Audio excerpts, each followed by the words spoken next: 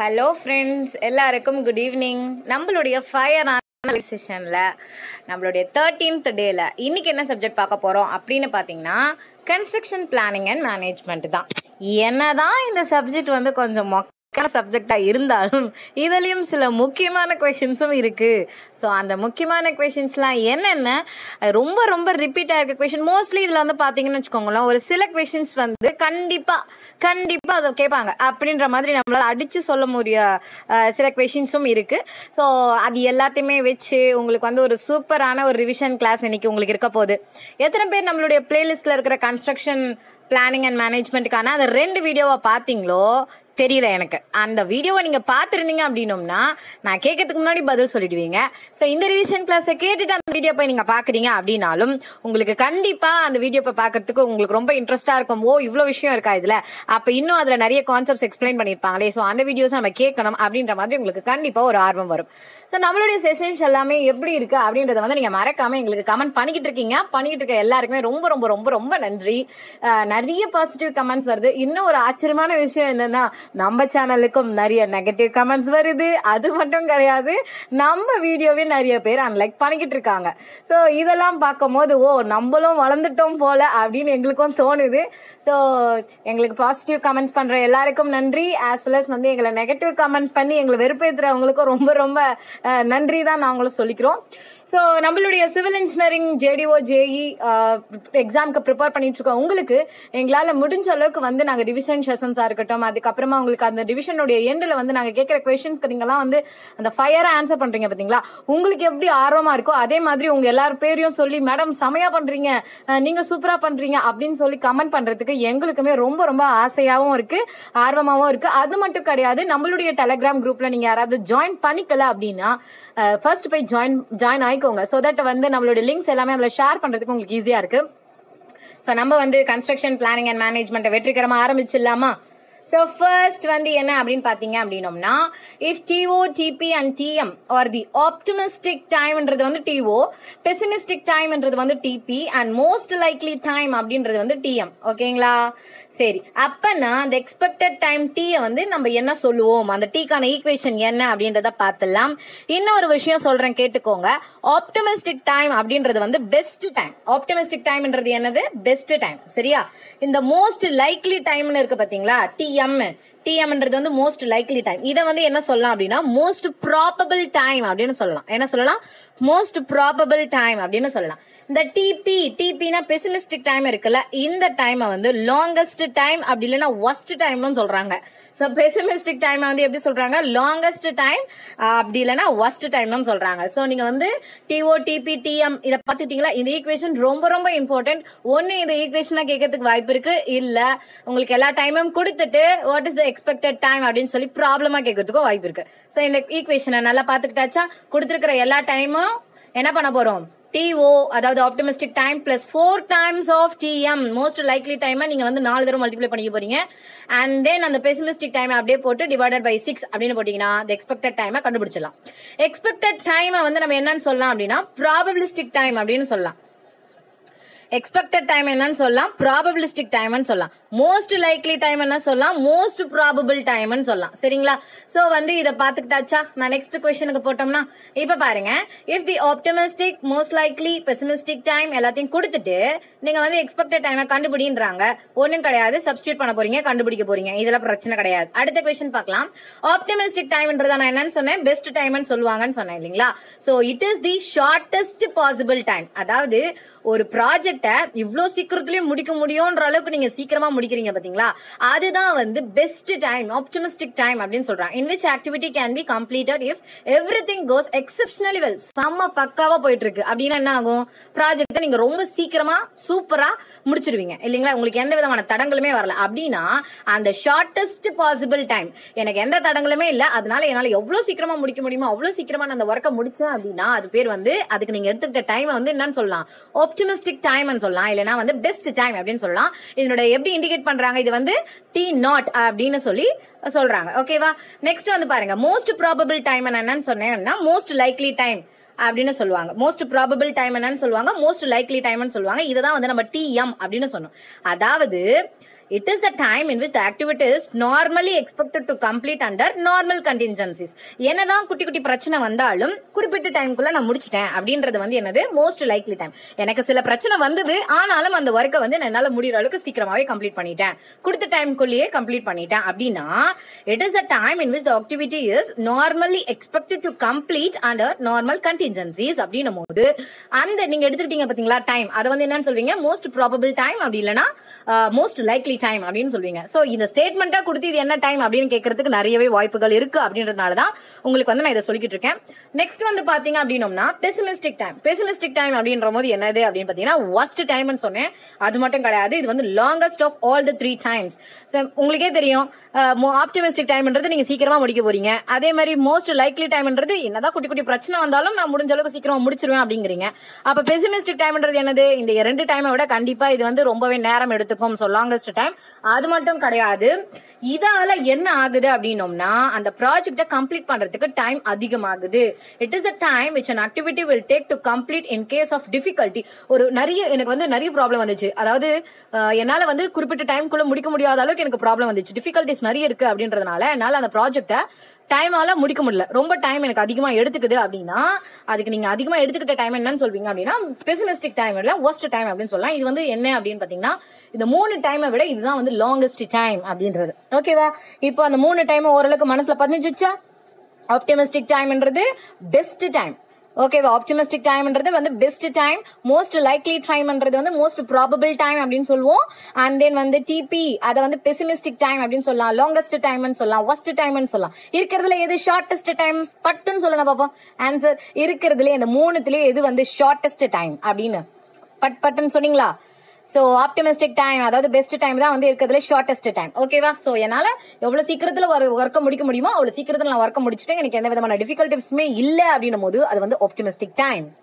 Next பாருங்க, PERT அப்படின்னா இந்த சப்ஜெக்டை பொறுத்த வரைக்கும் பர்ட் அண்ட் சிபிஎம் கொஸ்டின் அப்படின்றது வந்து கண்டிப்பா வரும்.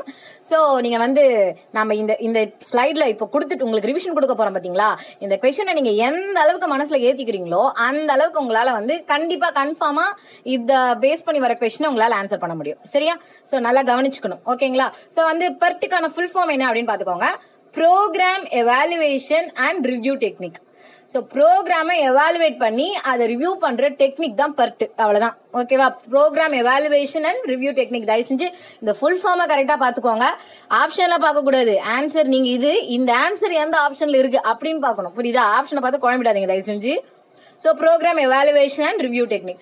பெர்ட் அப்படின்றது வந்து என்னன்னா இது வந்து ஈவெண்ட் ஓரியன்ட் டெக்னிக். பெர்ட்ன்றது என்ன அப்படின்னு கேட்டாங்கன்னா இது வந்து ஈவெண்ட் ஓரியன்ட் டெக்னிக். இது சிபிஎம்ன்றது என்ன அப்படின்னு கேட்டாங்கன்னா அது வந்து ஆக்டிவிட்டி ஓரியன்ட் டெக்னிக். ஸோ பெர்ட்ன்றது என்னது, ஈவெண்ட் ஓரியன்ட்.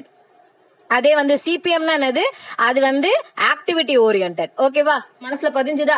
சோ பெர்ட்டினுடைய ஃபுல் ஃபார்ம் என்ன அப்படின்னா program evaluation and review technique. PERT technique of network analysis. சரி, பர்ட்டா இருக்கட்டும் சிபிஎம்மா இருக்கட்டும், ரெண்டுமே வந்து எதுக்கு அப்படின்னு பாத்தீங்கன்னா இது ரெண்டுமே வந்து நெட்வொர்க் அனாலிசிஸ் தான். இது ரெண்டுமே எதுக்கு யூஸ் ஆகுது அப்படின்னு பாத்தீங்கன்னா ஒரு ப்ராஜெக்ட பிளான் பண்றதுக்கும் ஷெட்யூல் பண்றதுக்கும் இந்த ரெண்டு நெட்வொர்க் அனாலிசிஸ் டெக்னிக்குமே யூஸ் ஆகுது. அதாவது சிபிஎம்மும் பெர்ட்டும் வந்து இது ரெண்டுமே வந்து நெட்வொர்க் அனாலிசிஸ். எதுக்கு நம்ம யூஸ் பண்றோம்னா ஒரு ப்ராஜெக்ட பிளான் பண்றதுக்கும் ஷெட்யூல் பண்றதுக்கும் நம்ம யூஸ் பண்றோம். மனசுல பதிஞ்சுதா?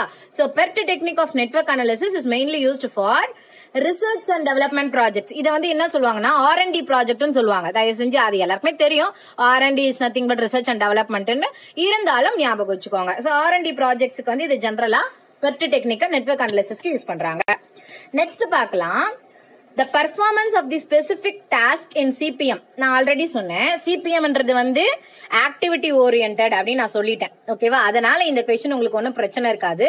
the performance of specific task, ஒரு ஸ்பெசிபிக் டாஸ்க வந்து முடிக்கிறதுக்கு அதை வந்து நம்ம அதனோட பெர்ஃபார்மன்ஸை தான் நம்ம என்னன்னு சொல்லுவோம், அந்த குறிப்பிட்ட டாஸ்க்கை தான் நம்ம ஆக்டிவிட்டின்னு சொல்லுவோம் இல்லையா.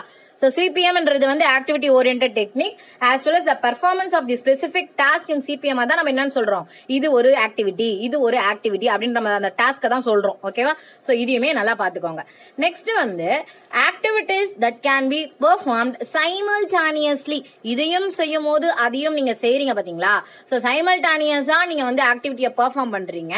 அது மட்டும் இல்லாம அந்த ரெண்டு ஆக்டிவுமே ஒண்ணுக்கு ஒண்ணு டிபெண்டன்ட் கிடையாது, ஒன்னு சார்ந்து இல்ல.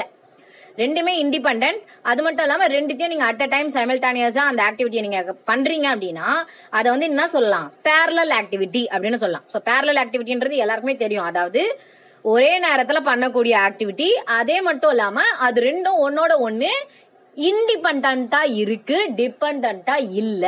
இண்டிபெண்டா ஒன்னு ஒன்னு சார்ந்து இல்ல. ஓகேவா? சோ parallel ஆக்டிவிட்டினா என்னன்னு மனசுல பதிஞ்சுதா? அடுத்ததா போக போறோம்.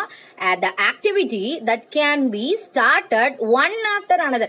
ஒன்னு செஞ்சு ஒரு ஆக்டிவிட்டியை முடிச்சிட்டீங்க, அதுக்கப்புறம் ஒரு ஆக்டிவிட்டியை செய்ய போறீங்க.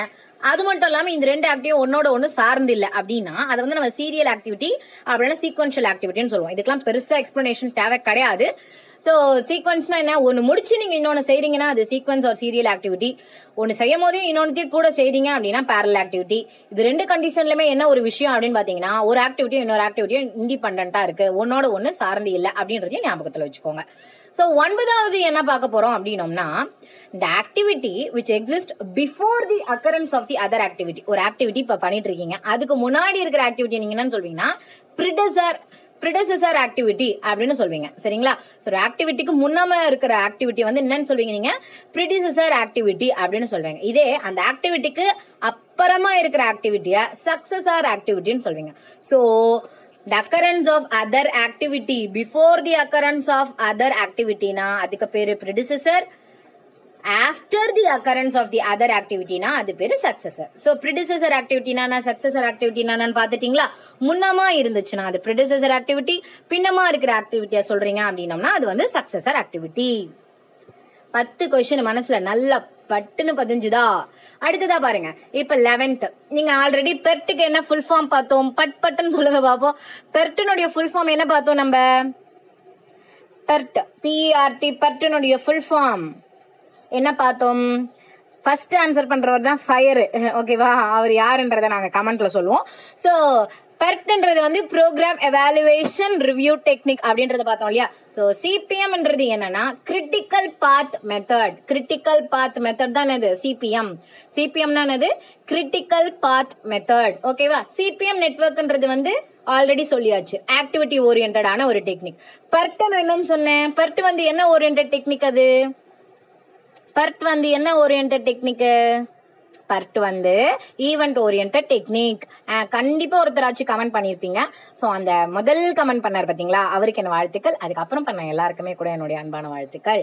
ஸோ அடுத்ததான் வந்து பாருங்க, CPM scheduling of project is இது வந்து என்ன அப்ரோச் ஆஃப் ஷெட்யூலிங்னு கண்டிப்பா கேட்பாங்க. இது வந்து என்ன மாதிரியான அப்ரோச் அப்படின்னு பாத்தீங்கன்னா, இது வந்து deterministic approach to scheduling.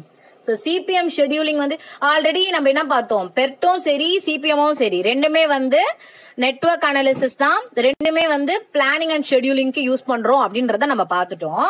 So CPM scheduling of a project அப்படின்றது வந்து டிட்டர்மினிஸ்டிக் அப்ரோச் டு ஷெட்யூலிங். தயவு செஞ்சு ஞாபகம் வச்சுக்கோங்க, இது வந்து டிட்டர்மினிஸ்டிக் அப்ரோச். ஆப்டிமிஸ்டிக் அப்ரோச்சா இல்ல பெசிமிஸ்டிக் அப்ரோச்சா, அப்படியா இப்படியா எது கேட்டாலும் குழம்ப கூடாது. இது வந்து deterministic approach of scheduling, deterministic approach to scheduling. ஓகேவா? பிரச்சனை இல்லையா? நெக்ஸ்ட் பாருங்க 14th, each circle in CPM. Each circle இருக்கு பாத்தீங்களா, இதுதான் ஈவெண்ட். இந்த ஈவெண்ட்டை தான் நம்ம வந்து ஈவெண்ட் ஓரியன்ட் டெக்னிக்னு சொல்லி பர்ட்ட பார்த்தோம். ஓகேவா? இதே இப்ப வந்து நான் நல்லா இப்போ வந்து 1க்கு ஒரு சர்க்கிள் இருக்குல்ல, அந்த 1 சர்க்கிள் அது வந்து ஒரு ஈவெண்ட், 2ன்றது ஒரு ஈவெண்ட், 3ன்றது ஒரு ஈவெண்ட். அப்ப each circle in CPM network represent and event. Okay? So ஈவெண்ட்னா என்னது? அந்த ஒண்ணுமே ஒரு ஈவெண்ட் தான், அதை நீங்க ஞாபகத்துல வச்சுக்கணும். So each circle in CPM network represents and event. இப்போ 1 to 2 போது பாத்தீங்களா, இது வந்து ஆக்டிவிட்டி. இது ஒரு ஆக்டிவிட்டி நான் கண்ட்ரோல் பண்ணிட்டேன், முடிச்சுட்டேன். அடுத்த ஆக்டிவிட்டி வந்து 2 to 3. இது முடிச்சுட்டு அடுத்த ஆக்டிவிட்டிக்கு போறேன், இது முடிச்சுட்டு அடுத்த ஆக்டிவிட்டிக்கு வரேன் அப்படின்றது வந்து இது வந்து ஆக்டிவிட்டி. ஒரு ஈவெண்ட்டுக்கு முடிச்சு அடுத்த ஈவெண்ட், அந்த தான் வந்து ஆக்டிவிட்டி நம்ம சொல்லுவோம். இந்த டாட்டட் லைன்ஸ்ல போட்டாங்க அப்படின்னோம்னா அது வந்து டம்மி ஆக்டிவிட்டி. அவ்வளவுதான் வித்தியாசம். ஆக்டிவிட்டினா என்ன, டம்மி ஆக்டிவிட்டினா என்ன, ஈவெண்ட்னா என்ன பார்த்தாச்சா? ஓகே, பிரச்சனை இல்லை. அடுத்த கொஸ்டின் போலாம். ஸோ டம்மி ஆக்டிவிட்டி நான் உங்களுக்கு சொன்னல, அந்த டாட்டட் லைன்ல நம்மளுக்கு பண்ணியிருந்தாங்க பாத்தீங்களா, இது வந்து என்ன அப்படின்றத நீங்க தெரிஞ்சு வச்சுக்கோங்க. ஸோ இது வந்து ஸ்டேட்மெண்டா கொடுத்து அது என்ன ஆக்டிவிட்டி அப்படின்னு கேட்டாங்கன்னா நீங்க டம்மி ஆக்டிவிட்டின்னு கரெக்டா ஆன்சர் பண்றதுக்கு சூப்பரா இருக்கும். ஸோ அது வந்து என்ன அப்படின்றத நம்ம பார்த்தலாம்.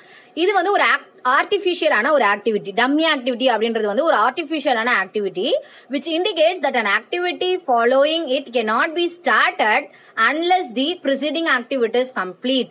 முன்ன இருக்கிற ஆக்டிவிட்டி வந்து கம்ப்ளீட் ஆனாதான் இந்த ஆக்டிவிட்டியை நம்மளால ஸ்டார்ட் அப் பண்ண முடியும். ஓகேவா? ஸோ இதை தான் வந்து நம்ம டம்மி ஆக்டிவிட்டின்னு சொல்றோம். இது வந்து ஒரு artificial activity which indicates that an activity following it. இதை ஃபாலோ பண்ற ஆக்டிவிட்டி வந்து cannot be started unless the preceding activity is complete. இது முடிச்சாதான் அடுத்த ஆக்டிவிட்டி ஸ்டார்ட் ஆகும். ஸோ இதை தான் வந்து நம்ம என்னன்னு சொல்றோம் அப்படின்னோம்னா டம்மி ஆக்டிவிட்டி அப்படின்னு சொல்றோம். ஓகேவா? ஸோ ஆல்ரெடி நான் உங்களுக்கு வந்து என்ன சொன்னேன் அப்படின்னா ப்ரிசீடிங்னா என்ன, முன்னாடி. ஸோ முன்னாடி இருக்கிற ஆக்டிவிட்டி வந்து இட் கேனாட் பி ஸ்டார்டட். முன்னாடி இருக்கிற ஆக்டிவிட்டி வந்து கம்ப்ளீட் ஆகாத பட்சத்தில் இந்த ஆக்டிவிட்டி நம்மளால ஸ்டார்ட் அப் பண்ண முடியாது. ஸோ இது வந்து டம்மி ஆக்டிவிட்டி அப்படின்னு நம்ம பார்த்துட்டோம். டம்மி ஆக்டிவிட்டின்றது என்னன்னு சொன்னோம், இது வந்து ஒரு ஆர்டிஃபிஷியலான ஆக்டிவிட்டி. இது வந்து நம்ம டாட்டட் லைன்ல ரெப்ரசென்ட் பண்ணுவோம். இதுல ஒரு முக்கியமான விஷயம் என்னன்னா, டம்மி ஆக்டிவிட்டி செய்யறதுக்கு, டம்மி ஆக்டிவிட்டி பண்றதுக்கு வந்து பாத்தீங்கன்னா ரொம்ப டைமும் எடுத்துக்காது. அதே மாதிரி இதுக்கு ரிசோர்ஸும் தேவைப்படாது. இது வந்து சும்மா ஒரு ஆர்டிஃபிஷியலான ஒரு ஆக்டிவிட்டி, அவ்வளவுதான். பட் இது முடிச்சாப்புல தான் நம்ம அடுத்த ஆக்டிவிட்டியை நம்ம ஸ்டார்ட் அப் பண்ண முடியும். So it does not consume any time and as well as வந்து இதுக்கு வந்து ரிசோர்ஸஸும் தேவை கிடையாது. ஓகேவா? இதுவும் ஒரு ஆக்டிவிட்டி. நீங்க வேணா இது வந்து ஒரு மேனேஜ்மெண்ட் அந்த மாதிரி கூட நீங்க ஞாபகம் வச்சுக்கலாம். அட்மினிஸ்ட்ரேஷன் லைன்ல இருக்கலாம், இல்லை ஏதாவது ஒரு அந்த மாதிரி. இது வந்து ஒரு ஆர்டிஃபிஷியலான ஆக்டிவிட்டி வச்சுக்கோங்க. It does not consume any time as well as வந்து it does not consume any ரிசோர்ஸஸும் தேவைப்படாது. இது வந்து ஒரு ஆர்டிஃபிஷியலான ஒரு ஆக்டிவிட்டி. இப்போ நான் என்ன சொல்ல போறேன் அப்படின்னோம்னா, இது வந்து ஆக்சுவலி மிஸ்மேட்ச் பண்ணி கொடுத்து உங்களுக்கு மேட்ச்ல கேட்பாங்க. நம்ம வந்து இப்போ கரெக்டான ஆன்சரே உங்களுக்கு வந்து டைரக்டா கொடுத்தாச்சு. ஆக்டிவிட்டின்றது வந்து ஒரு ஆக்டிவிட்டி செய்யறதுக்கும் என்ன தேவை, ரிசோர்ஸ் தேவை. டம்மி ஆக்டிவிட்டிக்கு தான் ரிசோர்ஸ் தேவை கிடையாது. மற்றபடி எல்லா ஆக்டிவிட்டிக்கும் ரிசோர்ஸ் தேவை. நான் ஒன்று மீமா போட போறேன், இல்லை வந்து காலம் பண்ண போறோம், இல்லை எது பண்றோம்னால நம்மளுக்கு என்ன தேவை, ரிசோர்சஸ் தேவைல்ல. ஸோ ஆக்டிவிட்டி அப்படின்னும் போது இது வந்து ரிசோர்சஸ் கன்சியூமிங் எலமெண்ட். ஈவெண்ட் அப்படின்றது வந்து அந்த ஸ்டேஜ், அந்த குட்டி குட்டி நம்ம சொன்னோம் தெரியுமா, 1ன்றது ஒரு ஈவெண்ட், 2ன்றது ஒரு ஈவெண்ட். அந்த இன்ஸ்டன்டானியஸ் ஸ்டேஜ் தான் நம்ம ஈவெண்ட்னு சொல்றோம். டம்மின்றது என்னன்னா, இதுக்கு வந்து ரிசோர்ஸே தேவை கிடையாது. அதனால இது வந்து என்னன்னு சொல்லலாம், ரிசோர்ஸ்லெஸ் எலமெண்ட் அப்படின்னு சொல்லலாம். ஃப்ளோட் அப்படின்றது என்னன்னா ஸ்பேர் டைம்.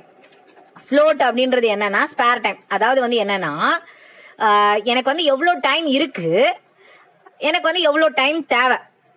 அதாவது இப்போ வந்து பாத்தீங்க அப்படின்னோம்னா, எனக்கு வந்து இப்போ 5 மணி நேரம் இருக்கு, இந்த ஒர்க் எனக்கு முடிக்கிறதுக்கு வந்து 2 மணி நேரம் தேவைப்படுது அப்படின்னா, எவ்வளோ டைம் அவைலபிளா இருக்கு, எனக்கு எவ்வளோ டைம் தேவை.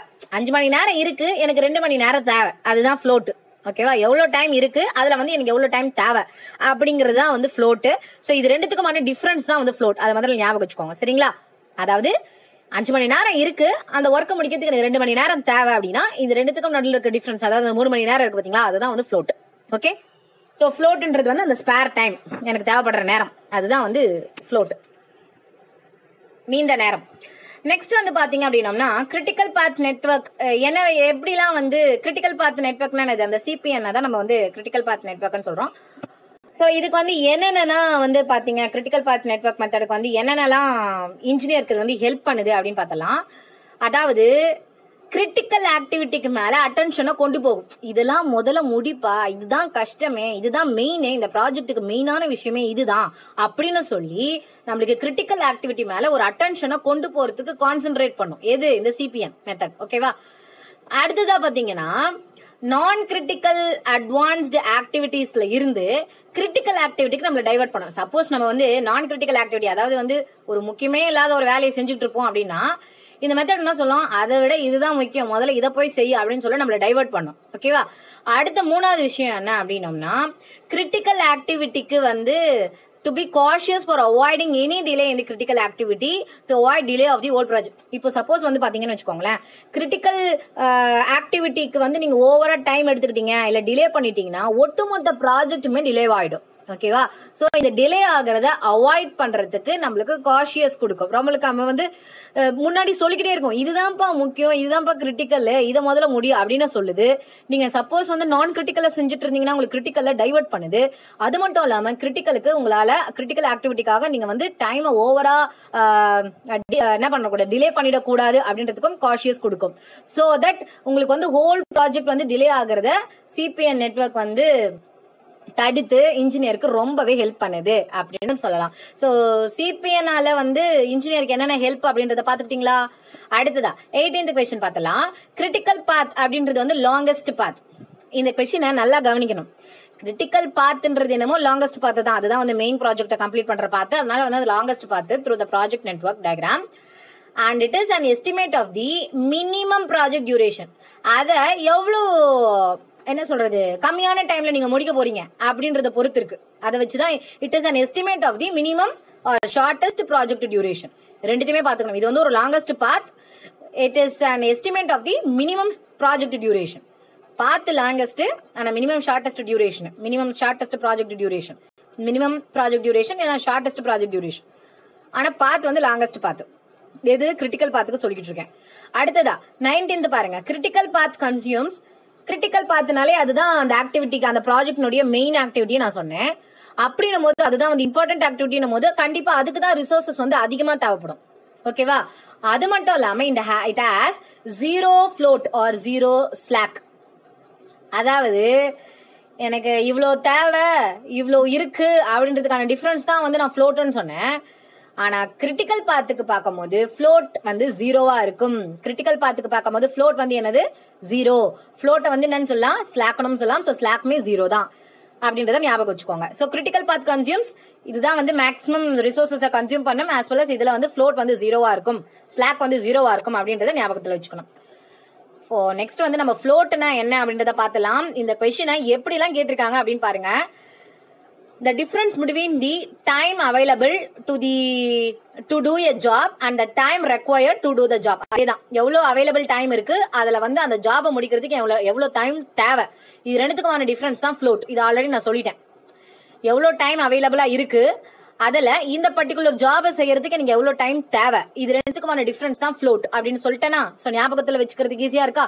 அடுத்ததா 21, ஸ்லாக்னாலோ ஃப்ளோட்னாலோ அது எதை ரெப்ரசென்ட் பண்ணுது அப்படின்னா இப்படியும் சொல்லலாம் அப்படின்றதுக்கு தான் இந்த கொஸ்டின். இப்படியும் இதை கேட்டிருக்காங்க. அதாவது it is the difference between the earliest finish time, அதாவது EFT அப்படின்னு சொல்லுவாங்க, earliest finish time and the latest allowable time, LAT. Earliest finish டைமுக்கும் லேட்டஸ்ட் அவைலபிள் டைமுக்குமான டிஃபரன்ஸ். இயர்லியஸ்ட் ஃபினிஷ் டைம் எவ்வளவு சீக்கிரமா முடிக்க முடியுமோ முடிக்கணும், and the latest allowable time, இது ரெண்டுத்துக்குமான டிஃபரன்ஸ் தான் என்னது, ஸ்லாக் அப்படின்னு சொல்லலாம். ஸோ முன்னாடி ஃப்ளோட்டுக்கு வந்து நான் என்ன டிஃபரன்ஸ் சொன்னேன், இதுக்கு இந்த 21ல என்ன ஃபார்முலா அப்படின்றத பார்த்துக்கணும். ஓகேவா? Total time available and then minus total time required to do the job, இதுவுமே ஃப்ளோட் தான். அண்ட் தென் வந்து difference between earliest finish time and the latest allowable time, இது ரெண்டுத்துக்குமான டிஃபரன்ஸே நம்ம ஸ்லாக் ஆர் ஃப்ளோட்னு சொல்லுவோம். நெக்ஸ்ட் வந்து பாருங்க ஃப்ரீ ஃப்ளோட். ஃப்ரீ ஃப்ளோட்னா என்ன அப்படின்னா the time by which activity completion time can be delayed, delay ஆகுது. ஓகேவா? ஆனாலும் without affecting the start of succeeding activity, பின்ன வரக்கூடிய ஆக்டிவிட்டியை வந்து அதனுடைய டைமை இது எந்த விதத்திலையும் பாதிக்கல அப்படின்னும் போது, ஓகே, அப்படின்னும் போது இதை வந்து நம்ம ஃப்ரீ ஃப்ளோட் அப்படின்னு சொல்லுவோம். அதாவது the time which activity completion time can be delayed without affecting the start of the succeeding activity, அதை தான் வந்து ஃப்ரீ ஃப்ளோட்னு சொல்றோம். ஒரு ஆக்டிவிட்டியை முடிக்கிறதுக்கு எனக்கு டைம் வந்து அதிகமாயிடுச்சு, டிலே பண்ணிட்டேன் நான் ரொம்ப, ஆனாலும் அந்த ஆக்டிவிட்டிக்காக நான் டைம் டிலே பண்ணாலும் அடுத்து வரக்கூடிய ஆக்டிவிட்டியினுடைய ஸ்டார்ட் அப்பை நான் எந்த விதத்திலையும் அஃபெக்ட் ஆக்கல அப்படின்னும் போது அந்த டைமை தான் நம்ம அந்த டைமை தான் வந்து நம்ம என்னன்னு சொல்லுவோம், ஃப்ரீ ஃப்ளோட் அப்படின்னு சொல்லுவோம். சரியா? ஸோ ஃப்ரீ ஃப்ளோட்னா என்ன, ஃப்ளோட்னா என்ன எல்லாத்தையும் பார்த்துக்கிட்டீங்களா? அடுத்ததான் பாருங்க, ஃப்ளோட்டே வந்து நம்ம பாசிட்டிவ், நெகட்டிவ், ஜீரோன்னு சொல்லலாம். நான் ஆல்ரெடி ஒரு விஷயத்த சொல்லியிருந்தேன், இதில் காமிச்சிட்டேனா, காமிக்கல. எப்போ வந்து ஃப்ளோட் வந்து ஜீரோவா இருக்கும் அப்படின்னு பார்த்தோம், ஃப்ளோட் ஆர் ஸ்லாக் வந்து ஜீரோவா இருக்கும் ஒரு கண்டிஷன் நான் சொன்னேன் நான் உங்களுக்கு. அது வந்து என்னது, ஃப்ளோட் அண்ட் ஆர் ஸ்லாக் வந்து வில் பி ஜீரோ. எந்த பாத்துக்கு வந்து ஃப்ளோட் வந்து ஜீரோவா இருக்கும், ஸ்லாக் வந்து ஜீரோவா இருக்கும் அப்படின்னு சொன்னேன். சீக்கிரம் சீக்கிரம் சீக்கிரம் சீக்கிரம் சீக்கிரம் யார் கமெண்ட் பண்ணீங்க அப்படின்றத வந்து நான் ப்ரீமியர்ல பார்த்துட்டு இருப்பேன். ஸோ கரெக்டான ஆன்சர் வந்து என்ன அப்படின்னு பார்த்தீங்கன்னா கிரிட்டிக்கல் பாத்துக்கு தான் வந்து நான் வந்து ஜீரோவா இருக்கும் அப்படின்னு சொன்னேன். ஓகேவா? ஸோ இப்போ வந்து நம்ம பார்த்துடலாம். பாசிட்டிவா இருந்தா என்ன கண்டிஷன், நெகட்டிவா இருக்கும் போது என்ன, ஜீரோவா இருக்கும் போது என்னன்னு பார்க்கலாம். பாசிட்டிவ் அப்படின்னா ஆக்டிவிட்டி வந்து டிலே ஆயிடுச்சு, அந்த activity delayed by a period equal to its total float அப்படின்னா ப்ராஜெக்டினுடைய கம்ப்ளீஷனுக்கு எந்த விதத்திலும் டிலே ஆகாது. ஒரு குறிப்பிட்ட ஆக்டிவிட்டி வந்து நான் டிலே பண்ணிட்டேன், ஆனாலும் overall completion of the project வந்து எனக்கு டிலே ஆகல. ஓகேவா? அதை வந்து நம்ம பாசிட்டிவ் அப்படின்னு சொல்லுவோம். The activity is delayed by a period equal to its total float. இது வந்து it is equal to its total float. அதையுமே பார்த்துக்கோங்க. The completion of the project வந்து it is not delayed. So the activity is delayed by a period equal to its total float, but the completion of the project is not delayed. Delay ஆகல, project கம்ப்ளீஷனுக்கு வந்து delay ஆகல, ஒட்டுமொத்த ப்ராஜெக்டை complete பண்றதுக்குலாம் எனக்கு வந்து delay ஆகல அப்படின்னும் போது அது வந்து பாசிட்டிவ் ஃப்ளோட். இப்ப நெகட்டிவ் ஃப்ளோட்னா என்னன்னா, இதனுடைய பர்ஃபார்மன்ஸ் வந்து என்ன பண்ணுச்சு அப்படின்னா ப்ராஜெக்டை கம்ப்ளீட் பண்றதுக்கும் டிலே பண்ணிடுச்சு அப்படின்னும் போது இதை வந்து நம்ம நெகட்டிவ். ஏன்னா இதால வந்து ப்ராஜெக்ட் கம்ப்ளீட் பண்றதுக்கே எனக்கு டைம் அதிகமாயிடுச்சு இல்லையா, அப்ப இது வந்து என்ன ஃப்ளோட் அப்படின்னு பார்த்தீங்கன்னா நெகட்டிவ் ஃப்ளோட். எப்ப இது வந்து ஜீரோ அப்படின்னா கிரிட்டிக்கல் பாத்துக்கு தான் ஜீரோன்னு நான் சொன்னேன். இது வந்து ஆக்டிவிட்டி இஸ் கிரிட்டிக்கல். ஒரு இது வந்து இம்பார்ட்டன்டான ஒரு ஆக்டிவிட்டி நீங்க செய்றீங்க. Any delay in its performance will delay the whole project. கண்டிப்பா ஒரு இம்பார்ட்டன்டான ஆக்டிவிட்டி, ஒரு கிரிட்டிக்கலான ஆக்டிவிட்டியை நீங்க செய்யறதுக்கு டைம் அதிகமா எடுத்துடுச்சு அப்படின்னா ஒட்டுமொத்த ப்ராஜெக்ட் செய்யறதுக்கும் உங்களுக்கு டைம் வந்து டிலே ஆகும். அப்படின்னா அது வந்து ஜீரோ. ஓகேவா? இது வந்து கிரிட்டிக்கல் பாத்துக்கு தான் மெயினா அக்கர் ஆகும். ஸோ இதையுமே நீங்க வந்து பாத்துக்கணும். ஸோ பாசிட்டிவ் கண்டிஷனுக்கு என்ன, நெகட்டிவ் கண்டிஷனுக்கு என்ன, ஜீரோ கண்டிஷனுக்கு என்னன்னு பாத்துட்டீங்களா? ஓகே, நெக்ஸ்ட் இது வந்து கிரிட்டிக்கல் ஆக்டிவிட்டிக்காக சொல்றது. இது வந்து நார்மலான ஒரு ஆக்டிவிட்டிக்கே என்ன டிலே பண்ணனா ஒட்டுமொத்த ப்ராஜெக்ட்ல டிலே பண்ணி விட்டுடுதுன்னா அது வந்து நெகட்டிவ் ஃப்ளோட். கிரிட்டிக்கல் பாத்துக்காக உங்களுக்கு வந்து ஒன்னு டிலே ஆகி அது வந்து கம்ப்ளீஷன் ஆஃப் த ப்ராஜெக்ட்டுக்கே உங்களுக்கு வந்து டிலே பண்ணுது அப்படின்னும் போது அது வந்து ஜீரோ ஃப்ளோட். ஓகேவா? டோட்டல் ஃப்ளோட்னா என்னது? டோட்டல் ஃப்ளோட்டை தயவு செஞ்சு நல்லா பாத்துக்கோங்க. இது வந்து டோட்டல் ஃப்ளோட் கண்டுபிடிக்கிறதுக்கு வந்து கிட்டத்தட்ட 3 ஃபார்முலா இருக்கு. 3 விதத்துல அதை சொல்லலாம், 3 விதத்துல டிரைவ் பண்ணலாம். The time available for an activity performance minus the duration of activity. Activity perform பண்றதுக்கு எவ்வளவு அவைலபிள் டைம் இருக்கு minus duration of the activity. Activity பண்றதுக்கு எவ்வளவு டியூரேஷன் தேவைப்பட்டுச்சு. ஸோ இது ரெண்டுத்துமே தான் வந்து மைனஸ் பண்ணோம் அப்படின்னோம்னா எனக்கு வந்து டோட்டல் ஃப்ளோட் தெரிஞ்சிடும். நெக்ஸ்ட் ஆல்ரெடி பார்த்தது தான் latest finish time and earliest finish time. இது ரெண்டுத்துக்குமான டிஃபரன்ஸ். ரெண்டுமே ஃபினிஷ் டைம் தான். Latest finish time and earliest finish time. முதல்ல வந்து லேட்டஸ்ட், அடுத்தது வந்து இயர்லியஸ்ட்னு வரணும்.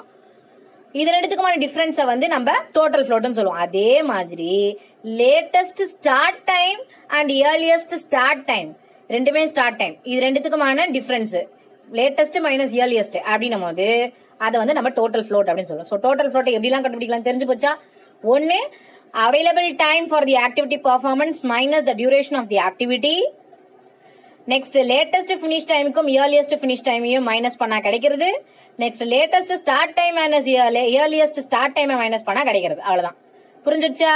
டோட்டல் ஃப்ளோட் பார்த்துட்டீங்களா? இப்ப பாருங்க, அப்ப earliest possible time அப்படின்னா என்ன? earliest possible timeனா at which an activity may start, அதாவது அது ஸ்டார்ட் பண்ணக்கூடிய அந்த டைம், அதுதான் வந்து இயர்லியஸ்ட் ஸ்டார்ட் டைம். எவ்வளவு பாசிபிளா இருக்கு, எவ்வளவு சீக்கிரம் என்னால் ஸ்டார்ட் பண்ண முடியுமோ அவ்வளவு சீக்கிரம் நான் ஸ்டார்ட் பண்றேன் அப்படின்றது வந்து இயர்லியஸ்ட் ஸ்டார்ட் டைம். இதே sum of the earliest start time of an activity and the time required for the completion. sum of the இது ரெண்டு, அதாவது இயர்லியஸ்ட் ஸ்டார்ட் டைமையும் டைம் அந்த கம்ப்ளீட் பண்றதுக்கு வந்து நான் எடுத்துக்கிட்ட டைமையும் ஆட் பண்ணா கிடைக்கிறது வந்து earliest finish time. So earliest start டைம்னா என்ன, இயர்லியஸ்ட் ஃபினிஷ் டைம்னா என்னன்றது தெரிஞ்சிருச்சா? ஸோ அதனுடைய டைம் டியூரேஷன் எவ்வளவு தேவைப்பட்டுச்சோ அதை நான் ஆட் பண்ணிக்கிட்டேன் அப்படின்னோம்னா இயர்லியஸ்ட் ஸ்டார்ட் டைமோட ஆட் பண்ணிட்டேன் அப்படின்னா எனக்கு இயர்லியஸ்ட் ஃபினிஷ் டைம் கிடைச்சிச்சு. எவ்வளவு சீக்கிரம் என்னால முடியுமோ அவ்வளவு சீக்கிரம் நான் ஆரம்பிக்கிறேன்றது இயர்லியஸ்ட் ஸ்டார்ட் டைம். ஆரம்பிச்சிட்டேன் இயர்லியஸ்ட் ஸ்டார்ட் டைம் பிளஸ் அந்த ப்ராஜெக்ட் முடிக்கிறதுக்கு எனக்கு எவ்வளவு நேரம் தேவைப்பட்டுச்சு அப்படின்றது ரெண்டுத்தையும் நான் சேர்த்து ஆட் பண்ணனா எனக்கு வந்து இயர்லியஸ்ட் ஃபினிஷ் டைம் தெரிஞ்சிருமா? பிரச்சனை இல்லை, முடிச்சிட்டீங்க. இப்ப பாருங்க, latest possible time, latest possible time at which an activity may start without delaying the completion of the project. So வந்து ப்ராஜெக்ட் டிலே பண்ணாத அளவுக்கு என்னால் எவ்வளோ சீக்கிரம் நான் ப்ராஜெக்ட் ஆக்டிவிட்டி ஆரம்பிக்க முடியுமோ ஆரம்பிக்கிறேன் அப்படின்னா அது பேர் வந்து லேட்டஸ்ட் ஸ்டார்ட் டைம். எவ்வளோ சீக்கிரம் என்னால் ஆரம்பிக்க முடியுமோ அவ்வளோ சீக்கிரம் நான் ஆரம்பிக்கிறேன் அப்படின்னா அது வந்து இயர்லியஸ்ட் ஸ்டார்ட் டைம். ஒரு ப்ராஜெக்ட் வந்து டிலே பண்ணாத அளவுக்கு என்னால் எவ்வளோ சீக்கிரமா ஆரம்பிக்க முடியுமோ அவ்வளோ சீக்கிரமா ஆரம்பிக்கிறேன் அப்படின்னா அது வந்து லேட்டஸ்ட் ஸ்டார்ட் டைம். ஓகேவா? இப்ப இந்த லேட்டஸ்ட் ஸ்டார்ட் டைமோட அந்த ஆக்டிவிட்டியை கம்ப்ளீட் பண்றதுக்கு நீங்க எவ்வளவு டைம் எடுத்துக்கிட்டீங்களோ இது ரெண்டுத்தையும் ஆட் பண்ணீங்கன்னா லேட்டஸ்ட் ஃபினிஷ் டைம். பிரச்சனையே இல்ல. புரிஞ்சுதா? புரியலையா? இப்போ எவ்வளவு சீக்கிரமா என்னால ஆரம்பிக்க முடியுமோ அவ்வளவு சீக்கிரமா ஆரம்பிக்கிறேன் அப்படின்னா அது வந்து இயர்லியஸ்ட் ஸ்டார்ட் டைம். ஆரம்பிச்சிட்டீங்க, அதுதான் இயர்லியஸ்ட் ஸ்டார்ட் டைம். பிளஸ் அதுக்கு எவ்வளவு டைம் தேவைப்பட்டுச்சு இது ரெண்டுத்தையும் ஆட் பண்ணீங்கன்னா இயர்லியஸ்ட் ஃபினிஷ் டைம் தெரிஞ்சு போகுது. ப்ராஜெக்ட் டிலே பண்ணாத அளவுக்கு என்னால எவ்வளவு சீக்கிரம் ஆரம்பிக்க முடியுமோ அவ்வளவு சீக்கிரம் ஆரம்பிக்கிறேன் அப்படின்னா அது வந்து லேட்டஸ்ட் ஸ்டார்ட் டைம். அதோட நீங்க வந்து எவ்வளவு டைம் நீங்க வந்து அந்த ஆக்டிவிட்டியை முடிச்சுக்கிறதுக்கு டைம் ரெக்வயர்டோ அதையும் ஆட் பண்ணீங்க உங்களுக்கு வந்து லேட்டஸ்ட் ஃபினிஷ் டைம் தெரிஞ்சிடும். அவ்வளவுதான், முடிஞ்சு போச்சு, விட்டுருங்க. நெக்ஸ்ட் வந்து ஃப்ரீ ஃப்ளோட்னா என்ன, டோட்டல் ஃப்ளோட்னா என்ன, இண்டிபெண்டன்ட் ஃப்ளோட்னா என்ன, இன்டர்ஃபரிங் ஃப்ளோட்னா என்ன அப்படின்னு பார்க்க போறோம். ஃப்ரீ ஃப்ளோட்னா என்னன்னா ஆல்ரெடி இப்போ பார்த்தது தான். Earliest start time of the duration in successor activity minus earliest activity கொஸ்டின்ல கொடுத்துருக்கிறது, அதாவது earliest finish time minus duration. இதை பண்ணீங்கன்னா உங்களுக்கு ஃப்ரீ ஃப்ளோட் தெரிஞ்சிடும். என்னென்ன மைனஸ் பண்ண போறீங்க, earliest start time EST minus earliest activity கொஸ்டின்ல கொடுத்துருக்கிறது, அதாவது earliest finish time minus duration பண்ணீங்கன்னா ஃப்ரீ ஃப்ளோட் தெரிஞ்சிடும். டோட்டல் ஃப்ளோட்ன்றது என்னது, டைம் அதாவது எவ்வளவு டைம் இருக்கு மைனஸ் அந்த ஆக்டிவிட்டி முடிக்கிறதுக்கு எவ்வளவு டைம் தேவைப்பட்டுச்சு அதை மைனஸ் பண்ணீங்கன்னா உங்களுக்கு டோட்டல் ஃப்ளோட் தெரிஞ்சிடும். இண்டிபெண்டன்ட் ஃப்ளோட்னா என்ன அப்படின்னோம்னா excess of minimum available time over the required activity duration. அந்த ஆக்டிவிட்டி செஞ்சு முடிச்சிட்ட பிறகு உங்களுக்கு எவ்வளவு அவைலபிள் டைம் இருக்கு அதை வந்து இண்டிபெண்டன்ட் ஃப்ளோட் அப்படின்னு சொல்வீங்க. மீதமுள்ள டைம் அதை வந்து இண்டிபெண்டன்ட் ஃப்ளோட் அப்படின்னு சொல்வீங்க. So excess of minimum available time வந்து இண்டிபெண்டன்ட் ஃப்ளோட். அந்த ஆக்டிவிட்டி முடிச்சிட்ட பிறகு எனக்கு இருக்கிற எக்ஸஸ் ஆஃப் மினிமம் அவைலபிள் டைமை வந்து நான் வந்து இண்டிபெண்டன்ட் ஃப்ளோட் அப்படின்னு சொல்லுவோம். இன்டர்ஃபரிங் ஃப்ளோட் அப்படின்றது என்னன்னா இந்த டோட்டல் ஃப்ளோட்டையும் ஃப்ரீ ஃப்ளோட்டையும் ஆட் பண்ணீங்கன்னா டிஃபரன்ஸ் பண்ணீங்கன்னா கிடைக்கிறது வந்து இன்டர்ஃபரிங் ஃப்ளோட். ரெண்டுத்துக்குமான டிஃபரன்ஸை தான் வந்து நம்ம இன்டர்ஃபரிங் ஃப்ளோட் அப்படின்னு சொல்றோம்.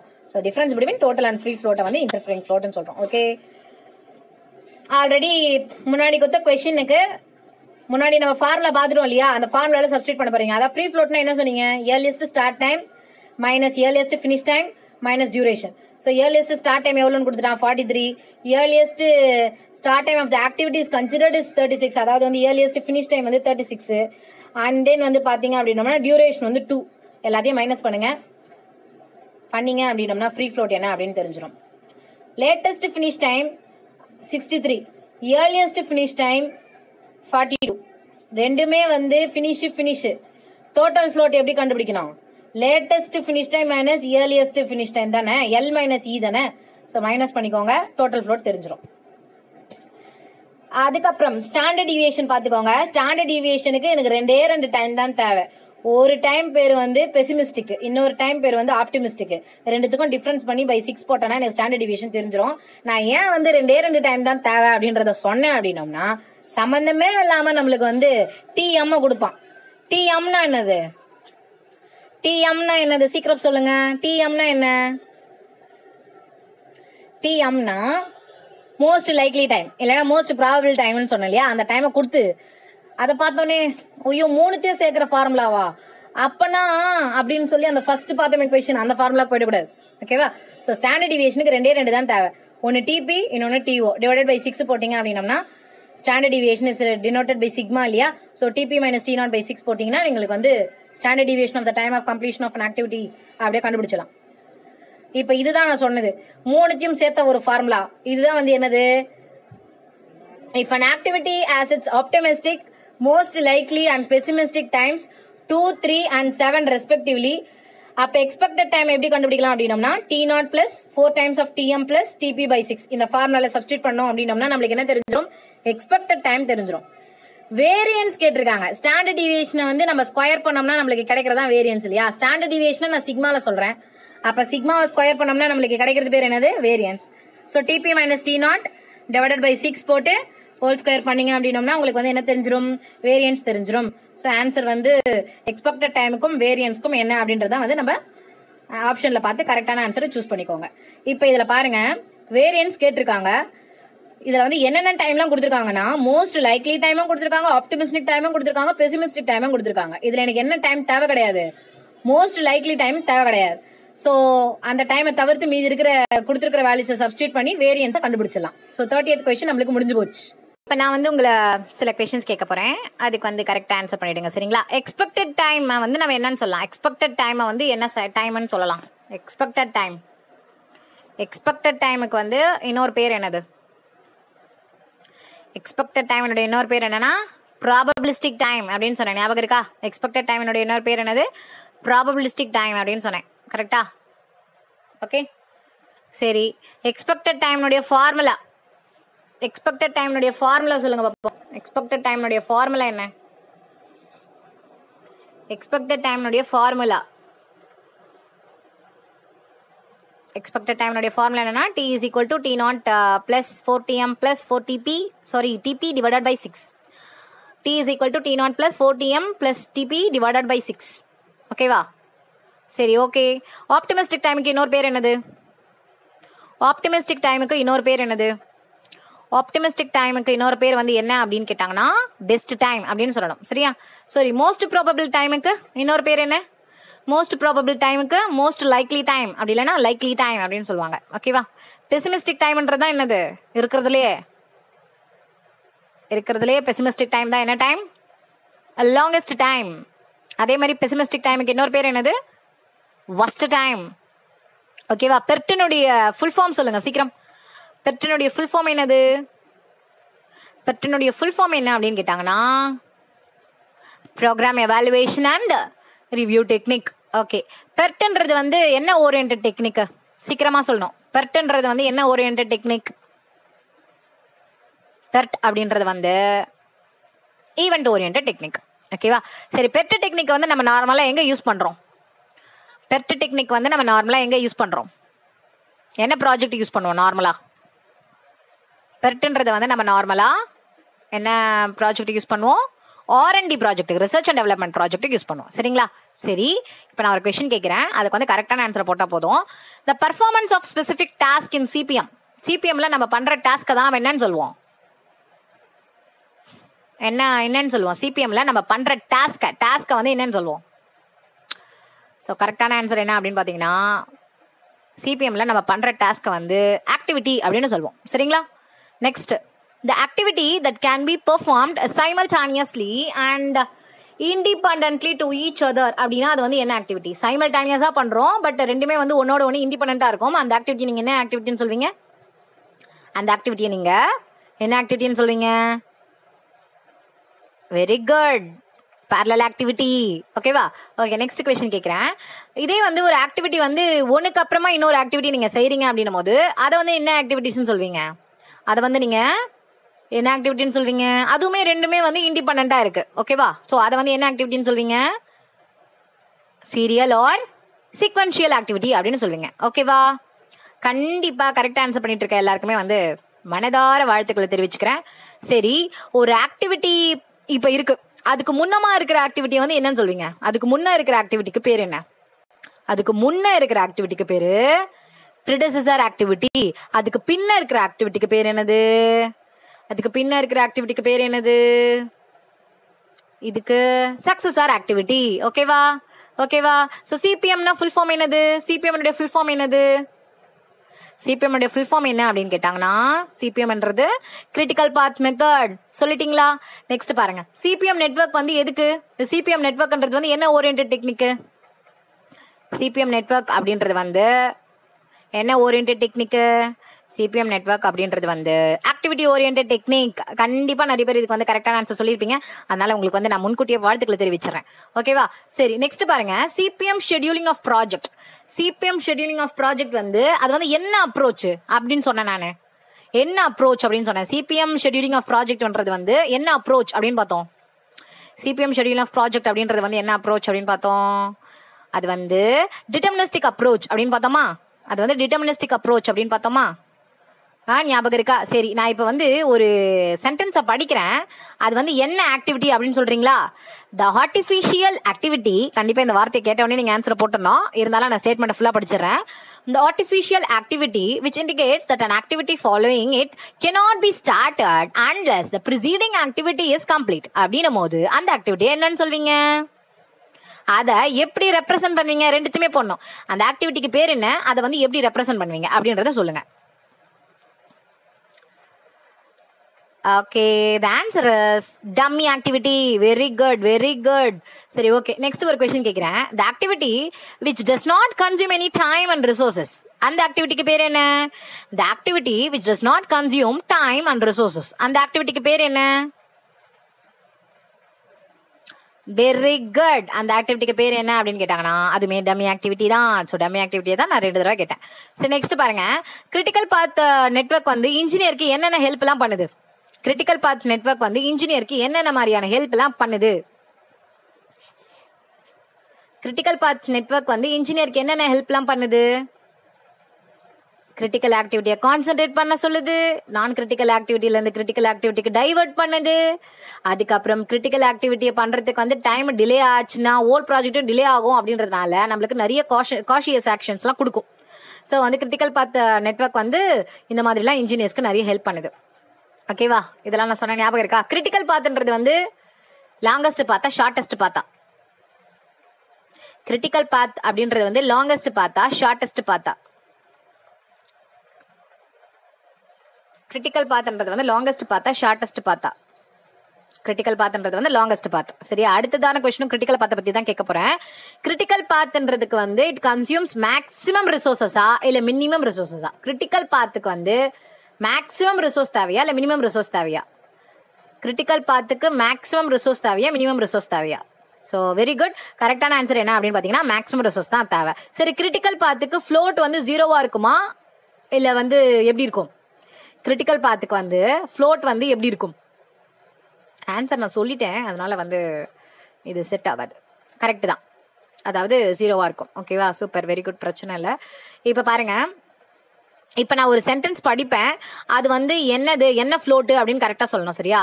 Delay in its performance is bound to delay the completion of the project. கரெக்டாக ஆன்சர் பண்ணணும். Delay in its performance is bound to delay the completion of the project அப்படின்னா அது வந்து பாசிட்டிவ் ஃப்ளோட்டா நெகட்டிவ் ஃப்ளோட்டா 0 ஃப்ளோட்டா? 0ன்னு சொல்லணும்னா அதில் கிரிட்டிக்கல்னு ஒரு வார்த்தை இருக்கணும். இதில் கிரிட்டிக்கல் இல்லை. பாசிட்டிவ்னு சொல்லணும்னா ப்ராஜெக்டை அது டிலே பண்ணாதுன்னு பார்க்கணும். ஆனால் இங்கே ப்ராஜெக்ட் இது டிலே பண்ணோன்ட்டான். அப்போனா இது என்ன ஃப்ளோட்டு? இது வந்து நெகட்டிவ் ஃப்ளோட். ஓகேவா? புரிஞ்சிச்சா? அவ்வளோதான், சூப்பர். ஸோ டோட்டல் ஃப்ளோட்டுக்கு நான் ஒரு 3 ஃபார்முலா சொன்னேன்.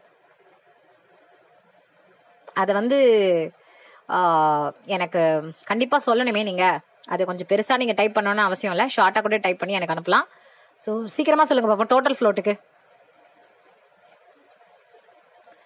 சீக்கிரமாக சொல்லணும். டோட்டல் ஃப்ளோட் இந்த ஃபார்முலா உண்மையாலுமே சொல்கிறேன், ரொம்ப ரொம்ப முக்கியமான ஒரு ஃபார்முலா இது. ஸோ என்ன சொன்னீங்க? Difference of latest start time and earliest start டைம்க்கான டிஃப்ரென்ஸு. அதுக்கப்புறம் latest finish time minus earliest finish time, இதுக்கான டிஃப்ரென்ஸு. அதுக்கப்புறம் time available minus duration of the activity, இதுக்கான டிஃப்ரென்ஸு. ஸோ இதுதான் வந்து டோட்டல் ஃப்ளோட் அப்படின்னு நீங்கள் சொல்லியிருப்பீங்க. கரெக்டா? கரெக்ட். ஓகே, சரி. இன்டர்ஃபரிங் ஃப்ளோட் அப்படின்னா என்ன? இன்டர்ஃபரிங் ஃப்ளோட் அப்படின்னா என்ன? இன்டர்ஃபரிங் ஃப்ளோட் அப்படின்னா என்ன? இன்டர்ஃபரிங் ஃப்ளோட் அப்படின்னா என்னது? இன்டர்ஃபரிங் ஃப்ளோட் அப்படின்றதா it is a difference between total and free float of activity. அது ரெண்டுத்துக்குமான டிஃபரன்ஸ் தான் வந்து நம்ம என்னன்னு சொல்றோம்? இன்டர்ஃபரிங் ஃப்ளோட்னு சொல்றோம். It is a difference between total float and free float. ஓகேவா? சரி, standard deviation. Standard deviation formula for the time of completion of an activity. Standard deviation formula for the time of completion of an activity. இதுக்கு வந்து எந்த time தேவையில்ல, எந்த time தேவையில்ல அப்படின்றதையும் சொல்லிடுங்க. மோஸ்ட் லைக்லி டைம் தேவையில்ல. ஓகே, சூப்பர் சூப்பர், வேற லெவல் பா. எல்லாருமே மாஸ் காட்டுறீங்க. ஸோ அடுத்ததான் நம்ம பார்க்க போகிறது என்ன அப்படின்னோம்னா, ப்ராஜெக்ட் காஸ்ட் வந்து ஒன்று நீங்கள் இன்க்ரீஸ் பண்ணுறீங்களோ இல்லை டிக்ரீஸ் பண்ணுறீங்களோ, ப்ராஜெக்ட் காஸ்ட் வந்து வேரி ஆகுது அப்படின்னா கண்டிப்பாக கம்ப்ளீஷன் ஆஃப் த ப்ராஜெக்ட் அந்த டியூரேஷன் டைம் இருக்கும் பார்த்தீங்களா, அதுவுமே வேரி ஆகிறதுக்கு வாய்ப்பு இருக்குது. ஏறுறதுக்கும் வாய்ப்பு இருக்குது, இறங்குறதுக்குமே வாய்ப்பு இருக்குது. ஏன்னா டிபெண்டிங் அப்பான் தி அந்த ஜாபினுடைய நேச்சர், அது எந்த மாதிரியான ஜாபோ அதை பொறுத்து. அண்ட் தென் வந்து தி மேனர், நீங்கள் என்ன மேனர் யூஸ் பண்ணுறீங்க டைம் ரெடியூக்ஷன் பண்ணுறதுக்கு வந்து நீங்கள் என்ன மேனர் யூஸ் பண்ணுறீங்க. இப்போ வந்து நான் டைம் ரெடியூஸ் பண்ணுறேன் அப்படின்னு சொல்லி நிறைய ஆளை போட்டு 4 நாளில் முடிக்கிற வேலையை நான் 2 நாளில் செய்கிறேன்னு சொல்லி நீங்கள் வந்து நிறைய ஒர்க்கர்ஸ் போட்டிங்கன்னு வச்சுக்கோங்களேன், அந்த ஒர்க்கருடைய வேஜஸே வந்து பார்த்தீங்கன்னா அதிகமாகிடும். இல்லை ஓட்டி போட்டு நீங்கள் வேலை முடிக்கிறீங்க அப்படின்னு பார்த்தாலும் அப்பவும் வேஜஸ் வந்து நீங்கள் டபுளாக கொடுக்க வேண்டியது இருக்கும். ஸோ என்னால் காஸ்ட்டை வந்து டைமை பொறுத்து இன்க்ரீஸும் ஆகலாம் டிக்ரீஸும் ஆகலாம் அப்படின்ற விஷயத்த நீங்கள் தெரிஞ்சு வச்சுக்கோங்க. அடுத்ததான் என்ன அப்படின்னு பார்த்தோம் அப்படின்னோம்னா, மோஸ்ட் ஆஃப் த சுச்சுவேஷனில் வந்து ப்ராஜெக்ட் டைம் வந்து கம்மியாயிடும். ப்ராஜெக்ட் டைம் கம்மியாக இருக்கும் போது அந்த ப்ராஜெக்ட்டுக்கு நீங்கள் எடுத்த காஸ்ட் வந்து அதிகமாக தான் ஆகும். நீங்கள் எந்த அளவுக்கு டைமை கம்மி பண்ணுறீங்களோ அந்த அளவுக்கு காஸ்ட் வந்து அதிகமாக தான் ஆகும். இப்போ நான் சொன்னதான் அதுக்கு எக்ஸாம்பிள். சில டைமில் வந்து குறையறதுக்குமே கூட வாய்ப்புகள் இருக்குது. அடுத்ததா கிராஷ் டைம் அப்படின்றது வந்து இப்போ நான் வந்து சீக்கிரமாக முடிக்கணும் அப்படின்றதுக்காக பண்றேன் பார்த்தீங்களா, அதுதான் வந்து கிராஷ் டைம் அப்படின்னு நம்ம சொல்லுவோம். ஸோ ஜென்ரலாக வந்து கன்ஸ்ட்ரக்ஷனில். ஸோ கிராஷ் டைம் லிமிட் தி டியூரேஷன் டியூரேஷன் அது லிமிட் பண்ணும், ஆனா காஸ்ட் வந்து இன்க்ரீஸ் ஆகும் அப்படின்னு சொல்றாங்க. ஓகேவா? ஸோ வந்து என்னோட அந்த ஆக்டிவிட்டியை நான் முடிக்கிறதுக்கு எந்த அளவுக்கு கம்மியான நேரத்தில் முடிக்க முடியும், இல்லை அந்த நேரத்தை வந்து நான் கம்மி பண்றேன் பார்த்தீங்களா, இதை வந்து நம்ம கிராஷ் டைம்னு சொல்றோம்.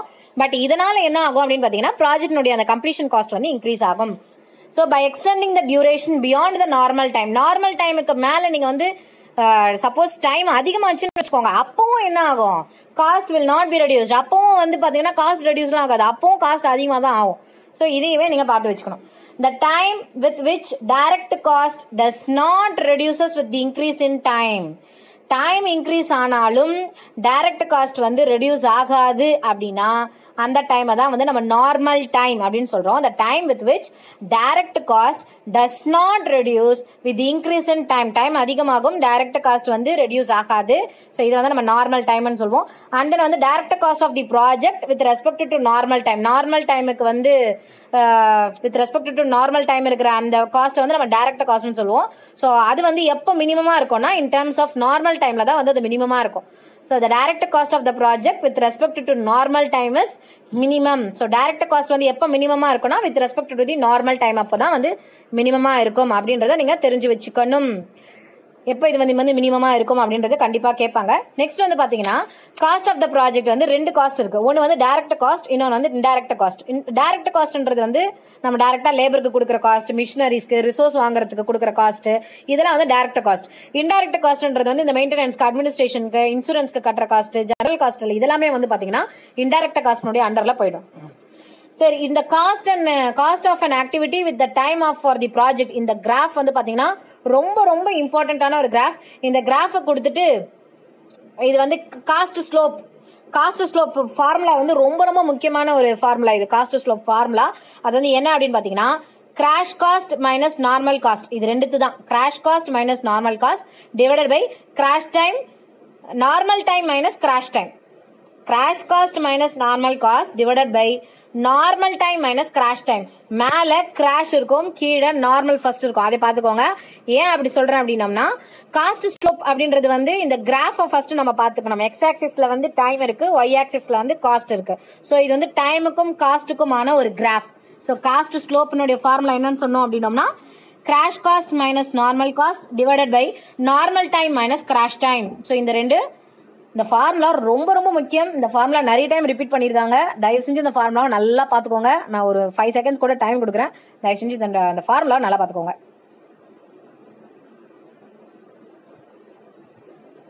பார்த்துட்டீங்களா? காஸ்ட் ஸ்லோப்ன்றது வந்து crash cost minus normal cost divided by normal time minus crash time. ஓகேவா? கிராஃப் பார்த்தாச்சா? எக்ஸ் ஆக்சிஸ்ல என்ன இருக்கு, ஒய் ஆக்சிஸ்ல என்ன இருக்கு, கிராஷ்க்கு அப்புறம் தான் நார்மல் இருக்கு. இந்த கிராஃப் எப்படி போகுது எல்லாத்தையும் பார்த்துட்டீங்களா? நெக்ஸ்ட் பாருங்க, 4th கொஸ்டின் பாருங்க. இந்த கிராஃபை நல்லா பார்த்துக்கணும். இதுலயுமே வந்து பாத்தீங்கன்னா எக்ஸ் ஆக்சிஸ்ல டியூரேஷன் இருக்கும், ஒய் ஆக்சிஸ்ல காஸ்ட் இருக்கு. இதுல வந்து crash cost, crash, optimum, normal மூணுமே இருக்கு. டைரக்ட் காஸ்ட் கர்வ் எப்படி இருக்கு பாருங்க, இன்டைரக்ட் காஸ்ட் கர்வ் எப்படி இருக்கு பாருங்க, டோட்டல் ப்ராஜெக்ட் கர்வ் எந்த இடத்துல மினிமமா இருக்குன்னு பாருங்க, ஆப்டிமம்ல மினிமமா இருக்கு. அது மாதிரி நீங்க வந்து எல்லாத்தையுமே நோட் பண்ணணும். ஓகேவா? நார்மல் டைமுக்கு மேல டைரக்ட் காஸ்ட் கண்டிப்பா அதிகமா தான் ஆகும், இப்படிதான் ஏறும் அது. ஓகேவா? நார்மல் டைமுக்கு மேல டைரக்ட் காஸ்ட் கண்டிப்பா இன்க்ரீஸ் தான் ஆகும். ஸோ நார்மல் டைம்ல தான் வந்து டைரக்ட் காஸ்ட் மினிமமா இருக்குது. இது நம்ம ஃபர்ஸ்ட் இதுலயே பார்த்தோம் பாத்தீங்களா, செகண்ட் கொஸ்டின் ஒன்று டிஸ்கஸ் பண்ணோம்ல. ஸோ டைரக்ட் காஸ்ட்டுக்கு எப்போ மினிமமா இருக்கு, அட் நார்மல் டைம் அப்படின்னு ஒன்று சொன்னேன் இல்லைங்களா. ஸோ அது இது. So total cost of the project is comprised of, total காஸ்ட்ன்றது என்னது, it is comprised of direct காஸ்ட்டும் இன்டைரக்ட் காஸ்ட்டும் சேர்ந்தது. இன்டைரக்ட் காஸ்ட்ன்றது எப்படி இருக்கும், டைமுக்கு லீனியரா இருக்கும். It is where is linearly with time அப்படின்றத பார்த்தாச்சு. Direct cost is minimum at normal time அப்படின்றத பார்த்தாச்சு. Beyond the normal time direct cost என்ன ஆகும், வில் இன்க்ரீஸ். அதே ஞாபகத்தில் வச்சுக்கணும். ஓகேவா? நெக்ஸ்ட் பாருங்க, normal conditions the project progress is based on. நார்மலான ஒரு கண்டிஷன்ல ப்ராஜெக்ட்னுடைய ப்ராக்ரஸ் வந்து எதை பொறுத்து இருக்கு அப்படின்னா எந்த அளவுக்கு ஸ்பீடா மெட்டீரியலை டெலிவர் பண்றாங்க, எத்தனை நம்பர் ஆஃப் லேபர்ஸ் எனக்கு கிடைச்சிருக்கு, அதுக்கப்புறமா வந்து நான் எவ்வளவு எஃபிஷியன்டா எனக்கு எஃபிஷியன்ட்டா வேலை பார்க்குற வேலையாள் எத்தனை பேர் இருக்காங்க, எனக்கு 10 பேர் வேலை கச்சிருக்காங்க, அதில் வந்து ஒரு 4 பேர் தான் வந்து காசுக்கேற்ற வேலை செய்வாங்க அப்படின்னா அவன் 4 பேர் தான் எஃபிஷியண்டாக ஒர்க் பண்ணுறான். ஸோ அதையுமே நீங்கள் பார்த்து வச்சுக்கணும். அதுக்கப்புறமா நீங்கள் வந்து எத்தனை எக்யூப்மெண்ட் வச்சுருக்கீங்க, என்ன டைப் ஆஃப் எக்யூப்மெண்ட் வச்சுருக்கீங்க அப்படின்றதையும் நீங்கள் வந்து தெரிஞ்சு வச்சுக்கணும். ஓகேவா? ஸோ ஒரு ப்ராஜெக்டினுடைய ப்ராக்ரஸ்ன்றது என்னென்ன மாதிரியான கண்டிஷன்ஸை பேஸ் பண்ணியிருக்கேன்னா, எனக்கு எவ்வளோ சீக்கிரம் மெட்டீரியல் டெலிவர் ஆகுது, எனக்கு எத்தனை வேலையாட்கள் கச்சிருக்காங்க, அந்த எத்தனை வேலையாட்களில் எத்தனை பேர் வந்து நல்ல சூப்பராக வேலை பண்ணுறவங்க இருக்காங்க, அது மட்டும் இல்லாமல் நான் என்ன எக்யூப்மெண்ட்டை வச்சிருக்கேன், எத்தனை எக்யூப்மெண்ட் வச்சிருக்கேன், என்ன மாதிரியான எக்யூப்மெண்ட்டை வச்சிருக்கேன், அதுக்கப்புறமா வந்து இந்த மாதிரியான விஷயங்கள்லாம் வந்து ப்ராஜெக்ட் வந்து டிபெண்ட் பண்ணியிருக்கும் அப்படின்றத தெரிஞ்சு வச்சுக்கோங்க. கிராஷ் ப்ராஜெக்ட்னா என்ன சொன்னேன், எந்த அளவுக்கு என்னால் டைமை மினிமைஸ் பண்ண முடியுமோ அந்த டைமை குறைக்கிறதுக்காக, ஓகேவா, அந்த total duration of the project வந்து கம்மி பண்ணுறோம் இல்லைங்களா. ஸோ அதை தான் வந்து கிராஷ் ப்ராஜெக்ட்னு சொல்லுவோம். அந்த கிராஷ் ப்ராஜெக்ட் நீங்கள் வந்து டைமை வந்து கம்மி பண்ணணும், டியூரேஷன் வந்து எனக்கு குறைக்கணும்னு என்ன பண்ணுவீங்க, ஒர்க்கர்ஸினுடைய நம்பரை வந்து அதிகப்படுத்திங்க. இப்போ எனக்கு 10 ஆள் வச்சு நான் வேலை முடிக்க முடியும்னா நீங்கள் வந்து 15 ஆள் போட போகிறேன், இல்லை 14 ஆள் போட போகிறேன் அப்படின்னா நீங்கள் வந்து என்ன பண்ணணும், நம்பர் ஆஃப் ஒர்க்கர்ஸை வந்து இன்க்ரீஸ் பண்ணணும். அது மட்டும் கிடையாது, சப்ளை ஆஃப் த மெட்டீரியல்ஸ் இதையுமே வந்து பார்த்தீங்கன்னா இன்க்ரீஸ் பண்ணிவிடுவாங்க. இப்போ எனக்கு நாளைக்கு ஒர்க்கு நடக்க போகுது அப்படின்னோம்னா நம்ம வந்து நாளைக்கு தான் மெட்டீரியல் இறக்கும் அப்படின்றது கிடையாது. எனக்கு ஸ்பீடாக ஒர்க்கு முடிக்கணும் அப்படின்னோம்னா அதுக்கு முந்தையே வந்து ரேட் ஆஃப் மெட்டீரியல்ஸ் எல்லாத்தையுமே வந்து இறக்கிடுவாங்க.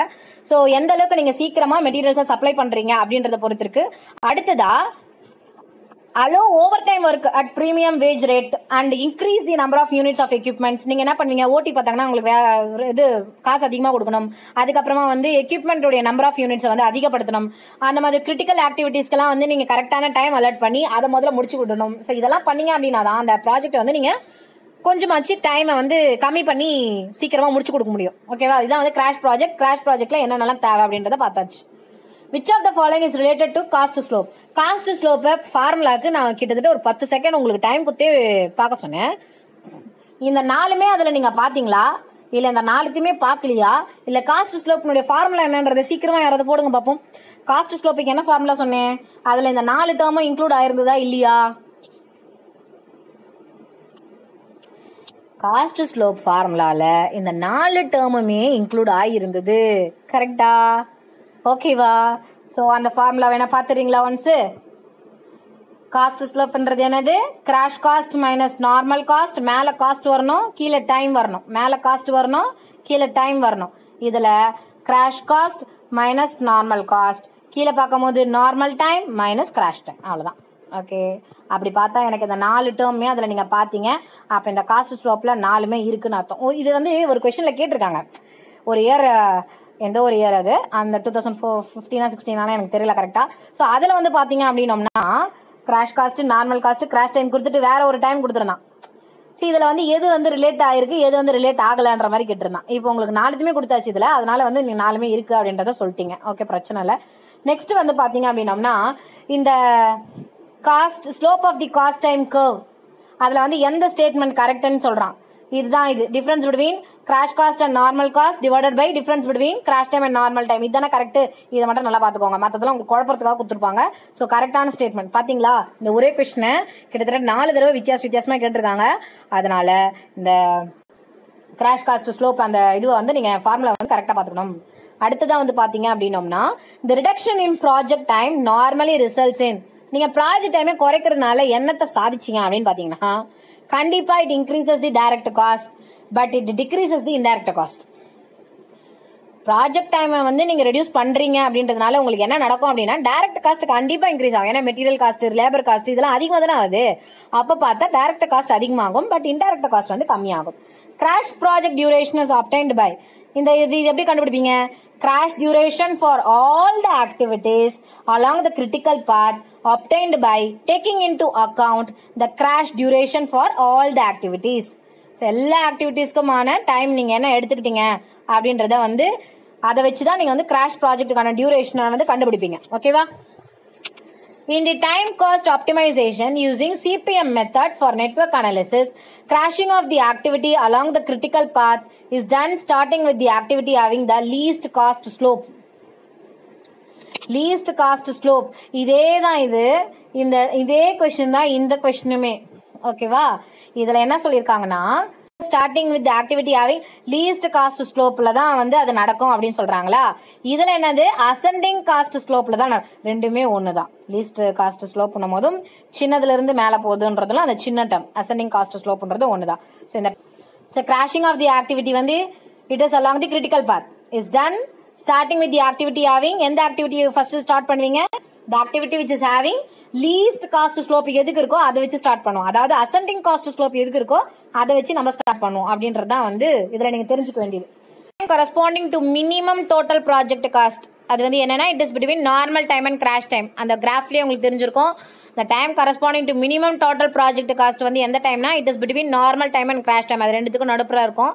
அண்ட் தென் வந்து ரிசோர்ஸ் ஸ்மூத்திங் அப்படின்னா என்னன்னா எந்த அளவுக்கு வந்து நீங்க வந்து எக்கனாமிக்கலி கம்மியாக இருக்கிற மாதிரி ரிசோர்ஸஸோ இல்லை வந்து கரெக்டாக கிடைக்கிற ரிசோர்ஸஸ் இது மூலிமா நீங்கள் யூஸ் பண்ணுறீங்களோ அதுதான் வந்து resource smoothing.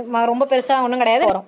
The constraints in case of resource smoothening operation என்ன அப்படின்னா எது நல்லது எது கெட்டது எதில் வந்து காசு கம்மி இதுவும் ஒரே தரம் தான் ஆனால் இதுதான் காசு கம்மி இப்படின்னு நீங்கள் யோசிச்சு சூஸ் பண்ணுறதுக்கே வந்து பார்த்தீங்கன்னா ப்ராஜெக்ட் டியூரேஷன் டைம் வந்து அதிகமாகிடும்.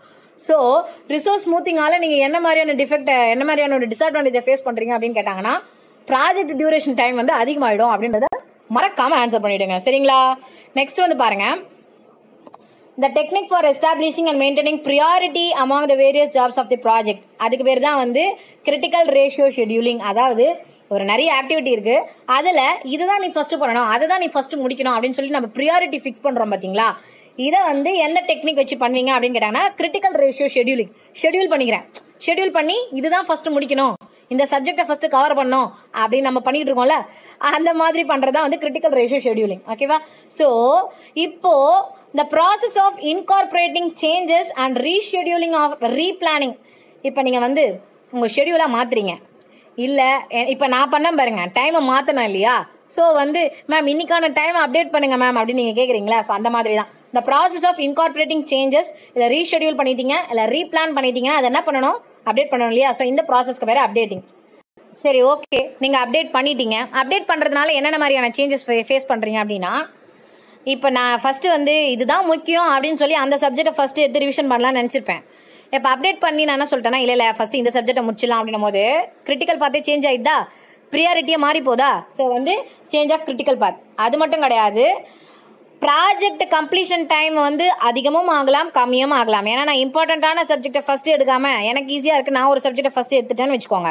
ஸோ தட் நான் வந்து வச்சுட்டு இருக்க இந்த ப்ராஜெக்ட் கம்ப்ளீஷன் டைம் வந்து ஒன்று அதிகமாகவும் ஆகிறதுக்கு வாய்ப்பு இருக்குது இல்லை கம்மியாகிறதுக்கும் வாய்ப்பு இருக்குது. ஸோ அப்டேட்டிங்னால என்னென்னலாம் நடக்குதுன்னு பார்த்துட்டிங்களா. நெக்ஸ்ட் வந்து பாருங்கள், என்ன மாதிரியான ஆக்டிவிட்டியாக இருந்தாலும் சரி அதனுடைய probability of completion of activity வந்து வித்தின் இட்ஸ் எக்ஸ்பெக்டட் டைம் வந்து 50% தான். அதனுடைய ப்ராபபிலிட்டி என்னன்னு கேட்டாங்கன்னா 50% தான் அதனுடைய ப்ராபபிலிட்டி. வித்தின் டைமுக்குள்ளே நான் முடிச்சுப்பேன் அப்படின்றது வந்து 50% தான். நெக்ஸ்ட் கொஸ்டின் என்ன அப்படின்னு பார்த்தீங்கன்னா கிரிட்டிக்கல் ஆக்டிவிட்டி எல்லாமே எந்த பாத்தில் இருக்கும் அப்படின்னு கேட்டாங்கன்னா ஹாரிசான்டல் ஸ்ட்ரெயிட் பாத்தில் இருக்கும். So in a time scaled version of network critical activities are shown along horizontal straight path. critical activities வந்து it is along the horizontal straight path அப்படின்றத பார்த்துக்கணும். critical activityக்கு வந்து float என்ன கரெக்டாக ஆன்சர் பண்ணிப்பீங்கன்னு நினைக்கிறேன், நான் சொல்ல மாட்டேன். இங்கே பாருங்க, whenever an activity has zero total float then free float and independent float both must be zero. Total float ஜீரோவாக இருக்கும் பட்சத்தில் ஃப்ரீ ஃப்ளோட்டும் இண்டிபெண்ட் ஃப்ளோட்டும் கண்டிப்பாக என்னவாக தான் இருக்கணும், ஜீரோவாக தான் இருக்கணும். In PERT analysis time estimates of activities and probability of their occurrence follow எதை ஃபாலோ பண்ணுது அப்படின்னா பீட்டா டிஸ்ட்ரிபியூஷன் கர்வை தான். ஆல்ரெடி நான் என்ன சொல்லியிருந்தேன், எந்த ஒரு ஆக்டிவிட்டிக்காக இருந்தாலும் நான் வந்து அந்த எக்ஸ்பெக்டட் டைமுக்குள்ளே முடிப்பேன்னா அதனுடைய ப்ராபபிலிட்டி என்னன்னு பார்த்தோம், நம்ம 50% அப்படின்னு பார்த்தோம் இல்லையா. ஸோ அது வந்து எந்த கர்வ் படி அப்படின்னு பார்த்தீங்கன்னா பீட்டா டிஸ்ட்ரிபியூஷன் கர்வ். தயவுசெஞ்சு இந்த கர்வ் பேர் என்னன்னு பார்த்துக்கோங்க, இது பேர் வந்து பீட்டா டிஸ்ட்ரிபியூஷன் கர்வ். நெக்ஸ்ட் வந்து in PERT technique the critical path has slack equal to 0. இதை நம்ம ஆல்ரெடி பார்த்துட்டோம். கிரிட்டிக்கல் பாத்துக்கு வந்து ஸ்லாக் வேல்யூ 0 இல்லைன்னா ஸ்லாக் வேல்யூ நெகட்டிவாக இருக்கும் அப்படின்னு பார்த்துட்டோம். Okay, critical path the slack is equal to 0 or negative. Okay, when the float of an activity is positive, இது float பாசிட்டிவாக இருந்ததுன்னா அதை வந்து நம்ம சப் கிரிட்டிக்கல் ஆக்டிவிட்டின்னு சொல்லுவோம். நெகட்டிவாக இருந்துச்சு அப்படின்னா சூப்பர் கிரிட்டிக்கல் ஆக்டிவிட்டின்னு சொல்லுவோம். ஓகேவா? பாசிட்டிவாக இருக்கும்போது சப் கிரிட்டிக்கல் ஆக்டிவிட்டி, இதே வந்து நெகட்டிவாக இருக்கும்போது சூப்பர் கிரிட்டிக்கல் ஆக்டிவிட்டி அப்படின்றத ஞாபகம் வச்சுக்கோங்க. ப்ராஜெக்ட் வந்து அதால டிலே தானே ஆகும், அப்போ அது வந்து சூப்பர் கிரிட்டிக்கல் ஆக்டிவிட்டி அப்படின்றது ஞாபகம் வச்சுக்கோங்க. சிபிஎம் வந்து நீங்கள் எங்கெங்கெல்லாம் யூஸ் பண்ணலாம்னா கிராஷிங் பர்பஸ்க்கு யூஸ் பண்ணிக்கலாம், அதாவது டைமை ரெடியூஸ் பண்ணுறதுக்கு, ரிசோர்ஸ் லெவலிங், ரிசோர்ஸ் அலோகேஷன், எனக்கு எது தேவை, எவ்வளோ சீக்கிரம் தேவை, இவ்வளோ தேவை அப்படின்றதெல்லாம் பண்ணுறதுக்கு வந்து நம்ம சிபிஎம் மெத்தடை யூஸ் பண்ணிக்கலாம். ஸோ அப்ளிகேஷன்ஸ் ஆஃப் சிபிஎம் என்னென்னு பார்த்துட்டிங்களா? ஸோ இதில் வந்து பார்த்துக்கோங்க, இந்த நெட்வொர்க் இதில் வந்து 4 and 5 ஆக்டிவிட்டி 4, 5 எப்போ வந்து ஸ்டார்ட் பண்ணுவோன்னு கேட்குறாங்க. ஆக்டிவிட்டி 4 to 5 வந்து நான் எப்போ ஸ்டார்ட் பண்ணுவேன்னா, எனக்கு 2 to 4 கம்ப்ளீட் ஆயிருக்கணும், 3 to 4 கம்ப்ளீட் ஆயிருக்கணும். அப்போ தான் என்னால் 4 to 5 கம்ப்ளீட் பண்ண முடியும். ஓகேவா? அதனால டின்ற ஆப்ஷன் தான் கரெக்ட். 2 to 4 கம்ப்ளீட் ஆகணும், 3 to 4 கம்ப்ளீட் ஆகும். அப்போ தான் வந்து என்னால் 4 to 5 ஸ்டார்ட் பண்ண முடியும். அடுத்ததான கொஸ்டின் பாருங்க. நான் கொஞ்சம் ஸ்பீடாக போகிறேன்னு எனக்கே தெரியும். இதெல்லாம் வந்து உங்களுக்கு வீடியோலேயே ஆல்ரெடி சொல்லியிருப்பாங்க. ஸோ வந்து இது ஜஸ்ட் ரிவிஷன் கிளாஸ் தான். இந்த ரிவிஷன் கிளாஸ்னுடைய எண்டே, இந்த ரிவிஷன் கிளாஸ்னுடைய ப்ளஸ் என்னன்னா, நான் பின்னாடி கேட்க போகிற கொஸ்டினுக்கு வந்து நீங்கள் எவ்வளோ தூரம் ஃபயர் ஆன்சர் பண்ண போறீங்க அப்படின்றதான் வந்து ரிவிஷன் கிளாஸ்னுடைய மெயின் டார்கெட்டே நம்மளுக்கு. ஓகேவா? ஸோ வந்து பாருங்க, with reference to the network which statement is incorrect? இன்கரெக்ட்னு கேட்குறான். தயவு செஞ்சு இந்த ஸ்டேட்மெண்ட்டை பாருங்க. இது வந்து ஸ்டேட்மெண்ட் கரெக்ட்னு கேட்கல, இன்கரெக்ட்னு கேட்டிருக்கான். 3 and 4 occur after the event 2. ஆமாம், 2க்கு அப்புறம் தான் 3, 2க்கு அப்புறம் தான் 4. ஸோ இது கரெக்ட் தான். அப்போ இது வந்து correct. 7 is event 7 precedes event after event 6. Sorry, event 7 precedes event 6ன்றான். அதாவது 6க்கு முன்னாடி 7ஆ? ஆமாம், 6க்கு முன்னாடி தான் 7, 7க்கு அப்புறம் தான் 6. சரி, ஓகே, அதுவும் கரெக்டா? Event 5 follows event 3. அதாவது 3 ஃபாலோ பண்ணி தானே 5 வருது.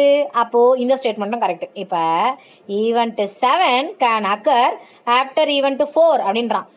4க்கு அப்புறம் 7 நம்ம வந்து ஸ்டார்ட் ஆகிடும்ன்றான். ஆனால் 4க்கு அப்புறம் 7 ஸ்டார்ட் ஆகிடுமா? கிடையாது. இந்த டம்மி ஆக்டிவிட்டி முடிக்கணும்ல. அப்போ 3 to 7 3 முடிச்சு 7க்கு வந்தால் தானே நம்ம வந்து 7 ஸ்டார்ட் பண்ண முடியும். ஸோ 4 to 7 மட்டும் முடியக்கூடாது, 3 to 7 முடிஞ்சாதான் 7லேருந்து ஆக்டிவிட்டி ஸ்டார்ட் ஆகும். புரிஞ்சிச்சா? அப்போ ஆப்ஷன் பி தான் வந்து இன்கரெக்டான ஸ்டேட்மெண்ட். அடுத்ததா, இந்த நெட்வொர்க் ஷோன் ஓவர்ஹெட் காஸ்ட்ன்றது வந்து இது வந்து ஆக்டிவிட்டி ரிலேட்டடு, இன்டைரக்ட் காஸ்ட்ன்றது வந்து ப்ராஜெக்ட் ரிலேட்டட். இது வந்து ஒட்டுமொத்த ப்ராஜெக்ட் ரிலேட் பண்ணும், ஆக்டிவிட்டியை ரிலேட் பண்ணாது, ஒட்டுமொத்த ஓவரால் ப்ராஜெக்ட் ரிலேட் பண்ணும். ஆனால் ஓவர்ஹெட் காஸ்ட்ன்றது ஒவ்வொரு ஆக்டிவிட்டிக்குமே அது ரிலேட் ஆகும். டைரக்ட் காஸ்ட்ன்றது இதுவுமே ஆக்டிவிட்டி ரிலேட் ஆகும். அதாவது வந்து பார்த்தீங்க அப்படின்னோம்னா ப்ராடக்ட் ரிலேட்டடாக இருக்கும். அது வந்து ரிசோர்ஸஸாக இருக்கலாம், லேபர்ஸாக இருக்கலாம். ஸோ அந்த மாதிரி இருக்கிறது வந்து டைரக்ட் காஸ்ட். ஸோ ஆப்டிமல் காஸ்ட்னா, ஓவர்ஹெட் காஸ்ட்னா, டைரக்ட் காஸ்ட்னா, இன்டைரக்ட் காஸ்ட்னா அப்படின்லாம் பார்த்தாச்சா? இப்போ வந்து கொஷின் செஷன் ஸ்டார்ட்ஸ். இப்போ வந்து உங்களை வந்து நான் கொஷின்ஸ் கேட்க போகிறேன். அந்த கொஷின்ஸ்க்கு வந்து நீங்கள் வந்து எந்த அளவுக்கு ஃபயர் ஆன்சர் பண்ண போகிறீங்க அப்படின்றத பார்க்க போகிறோம். ஸோ யாரெல்லாம் ஃபயர் ஆன்சர் பண்ணுறாங்க அப்படின்றத வந்து நான் உங்களுக்கு வந்து கமெண்ட்ஸில் ப்ரீமியரில் போட்டுக்கிட்டே இருப்பேன். ஃபர்ஸ்ட் கொஸ்டின் என்னன்னு பார்த்தலாமா? the time with which direct cost does not reduce with the increase in time அப்படின்னா அது என்ன time? the time with which direct cost does not reduce with the increase in time is known as direct cost does not reduce with the increase in time அப்படின்னா அந்த டைமுக்கு பேர் என்ன? Normal time is the correct answer. Very good. Next question. The direct cost of the project with respect to normal time எப்படி இருக்கும்? Normal டைமுக்கு வந்து ப்ராஜெக்ட்னுடைய direct cost வந்து எப்படி இருக்கும்? மினிமமாக இருக்குமா, மேக்ஸிமமாக இருக்குமா, எப்படி இருக்கும்? The direct cost of the project with respect to the normal time. கரெக்டான ஆன்சர் வந்து என்ன அப்படின்னா minimum. So the direct cost of the project with respect to normal time வந்து மினிமமாக இருக்கும். ஓகேவா? டைரக்ட் காஸ்ட்ன்றது என்னென்ன காஸ்ட்லாம் வரும் அதில் சொல்லுங்கள் பார்ப்போம். டைரக்ட் காஸ்ட்னுடைய அண்டரில் வந்து என்னென்ன மாதிரியான காஸ்ட்லாம் வரும்? ஆமாம், labour cost, material cost, resource cost இதெல்லாமே வந்து டைரக்ட் காஸ்ட்னுடைய அண்டரில் வரும். Very good, very good, very good. Next வந்து காஸ்ட் ஸ்லோப்னுடைய ஃபார்முலா. தயவு செஞ்சு இந்த ஃபார்முலா ஒரு 4-5 தடவை எழுதி பார்த்துக்கோங்க. கண்டிப்பாக இதை பேஸ் பண்ணி கொஷின்ஸ் வரும். ஸோ காஸ்ட் ஸ்லோப்னுடைய ஃபார்முலா என்னது? Crash cost minus normal cost divided by normal time minus crash time. ஐயோ, நீங்கள் டைப் பண்ணி முடிக்கிறதுக்குள்ளே நான் ஸ்பீடாக சொல்லிட்டனோ. சரி, காஸ்ட் ஸ்லோப்னுடைய ஃபார்முலா கண்டிப்பாக பார்த்துட்டு போயிடுங்க எக்ஸாமுக்கு, புரியுதா? சரி, நெக்ஸ்ட் வந்து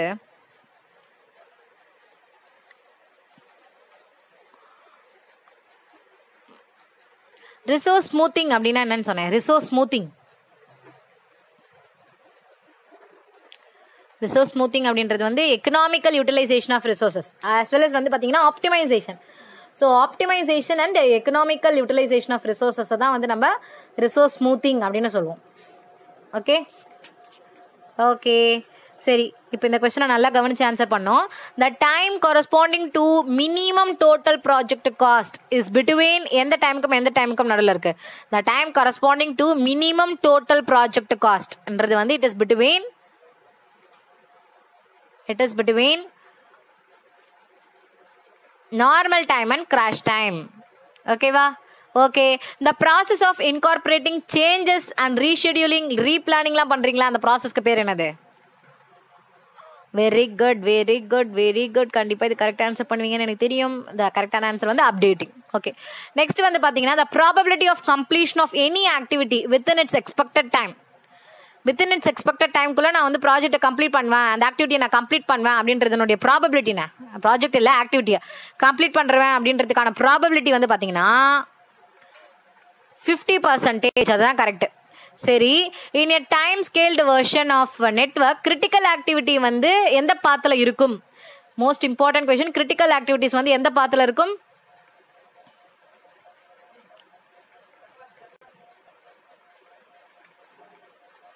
எந்த பாத்தில் இருக்கும்? ஹாரிசான்டல் ஸ்ட்ரெயிட் பாத்தில் இருக்கும். ஓகேவா? Okay, in PERT analysis the time estimates of activities and probability of their occurrence வந்து எந்த கர்வ்ல உங்களுக்கு தெரியும்? இன் PERT analysis the time estimates of activity அதனுடைய ப்ராபபிலிட்டியை வந்து நம்ம எந்த கர்வ் மூலியமா தெரிஞ்சுக்கலாம்? இந்த கர்வை நல்லா பார்த்துக்கோங்க அப்படின்லாம் சொன்னேனே நான். அது என்ன கர்வ்? ஸோ அந்த கர்வ் வந்து பீட்டா டிஸ்ட்ரிபியூஷன் கர்வ். சரி, PERT டெக்னிக்ல வந்து கிரிட்டிக்கல் பாத் வந்து இல்லை ஸ்லாக் வந்து ஈக்குவல் டு 0 இருக்கும்னு சொன்னேன். அதே மாதிரி it is sometimes it is negative also. ஓகேவா? PERT டெக்னிக்கை பொறுத்த வரைக்கும் இது வந்து 0வாகவும் இருக்கலாம், நெகட்டிவாகவும் இருக்கலாம். அதையுமே பார்த்துக்கோங்க. சரி, whenever an activity has a zero total float, total float வந்து 0வா இருக்கு அப்படின்னா அப்போ வந்து எதுவும் 0வா இருக்கும்னு சொன்னேன். டோட்டல் ஃப்ளோட்டு 0 அப்படின்னா எந்தெந்த ஃப்ளோட்டும் 0வா இருக்கும்னு சொன்னேன்? ஃப்ரீ ஃப்ளோட்டா, இண்டிபெண்ட் ஃப்ளோட்டா, இல்லை ரெண்டுமேவா? நெக்ஸ்ட் வேற என்ன ஃப்ளோட்லாம் வந்து நான் 0வா இருக்கும்னு சொன்னேன்? ஆமாம், ஃப்ரீ ஃப்ளோட்டும் சரி, இண்டிபெண்ட் ஃப்ளோட்டும் சரி, ரெண்டுமே 0வா இருக்கணும். எப்போ டோட்டல் ஃப்ளோட்டே 0னும் போது ஃப்ரீ ஃப்ளோட்டும் இண்டிபெண்ட் ஃப்ளோட்டும் வந்து it must be 0. Okay, when the float of an activity is positive அப்படின்னா அது வந்து என்ன activity? float of an activity வந்து பாசிட்டிவ் அப்படின்னா அப்போ அதை வந்து நம்ம என்ன ஆக்டிவிட்டி? அந்த ஆக்டிவிட்டிக்கு பேர் என்னது? இந்த ஆக்டிவிட்டிக்கு பேர் வந்து என்னன்னா சப்கிரிட்டிக்கல் ஆக்டிவிட்டி. கரெக்டா? சரி, ஓகே. ஓவர்ஹெட் காஸ்ட்ன்றது வந்து என்ன ரிலேட்டடா? ஓவர்ஹெட் காஸ்ட்ன்றது வந்து கரெக்டாக சொல்லணும். ஓகேவா? ஓவர்ஹெட் காஸ்ட்ன்றது வந்து ஆக்டிவிட்டி ரிலேட்டட். இதே இன்டைரக்ட் காஸ்ட்ன்றது வந்து ஒட்டுமொத்த ப்ராஜெக்ட்டுக்கு ரிலேட்டட். ஆப்டிமல் காஸ்ட்ன்றது என்னன்னு சொன்னேன்? எந்த ப்ராசஸ்க்கு இது optimal cost? It is developed by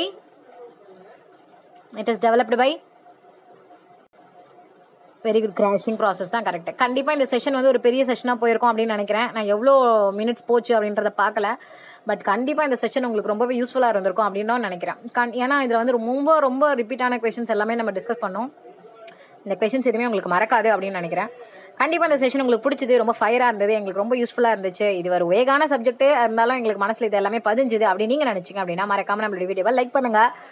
அது மட்டும் இல்லாமல் இன்னும் இந்த வீடியோ வந்து எப்படி இருந்துச்சு அப்படின்றத கமெண்ட்டை வந்து மறக்காமல் எங்களுக்கு கொடுங்க. So that we get motivated by seeing beautiful comments. As well as வந்து பார்த்தீங்க அப்படின்னா அடுத்து வந்து என்ன மாதிரியான டாபிக்ஸ் உங்களுக்கு கவர் பண்ணணும்? நம்ம வந்து ஜென்ரல் ஸ்டடீஸ்மே பார்த்துட்டு இருக்கோம் இல்லைங்களா? ஸோ அதில் கூட ஏதாவது வந்து ட்ரிக்ஸ் வச்சு எனக்கு கற்றுக் கொடுங்க, அது மறந்து போகுது இது மறந்து போகுதுன்னு ஏதாவது உங்களுக்கு இருந்துச்சு அப்படின்னாலும் மறக்காமல் அந்த வீடியோவில் நீங்கள் வந்து கமெண்ட்டாக எங்களுக்கு சொல்லுங்கள். மேற்கொண்டு வரப்போகிற வீடியோவில் நாங்கள் அதை கண்டிப்பாக உங்களுக்கு நீங்கள் கேட்ட வீடியோவை நாங்கள் போடுறோம். ஸோ அடுத்த ஒரு முக்கியமான வீடியோவில் உங்களை சீக்கிரமாக சந்திக்கிறோம். அதுவரை உங்களிடமிருந்து விடைபெறுவது உங்கள் யுவர் ஹோப் சேனல். நன்றி, வணக்கம், பாய். எல்லாரும் நல்லா படிங்க. All the best.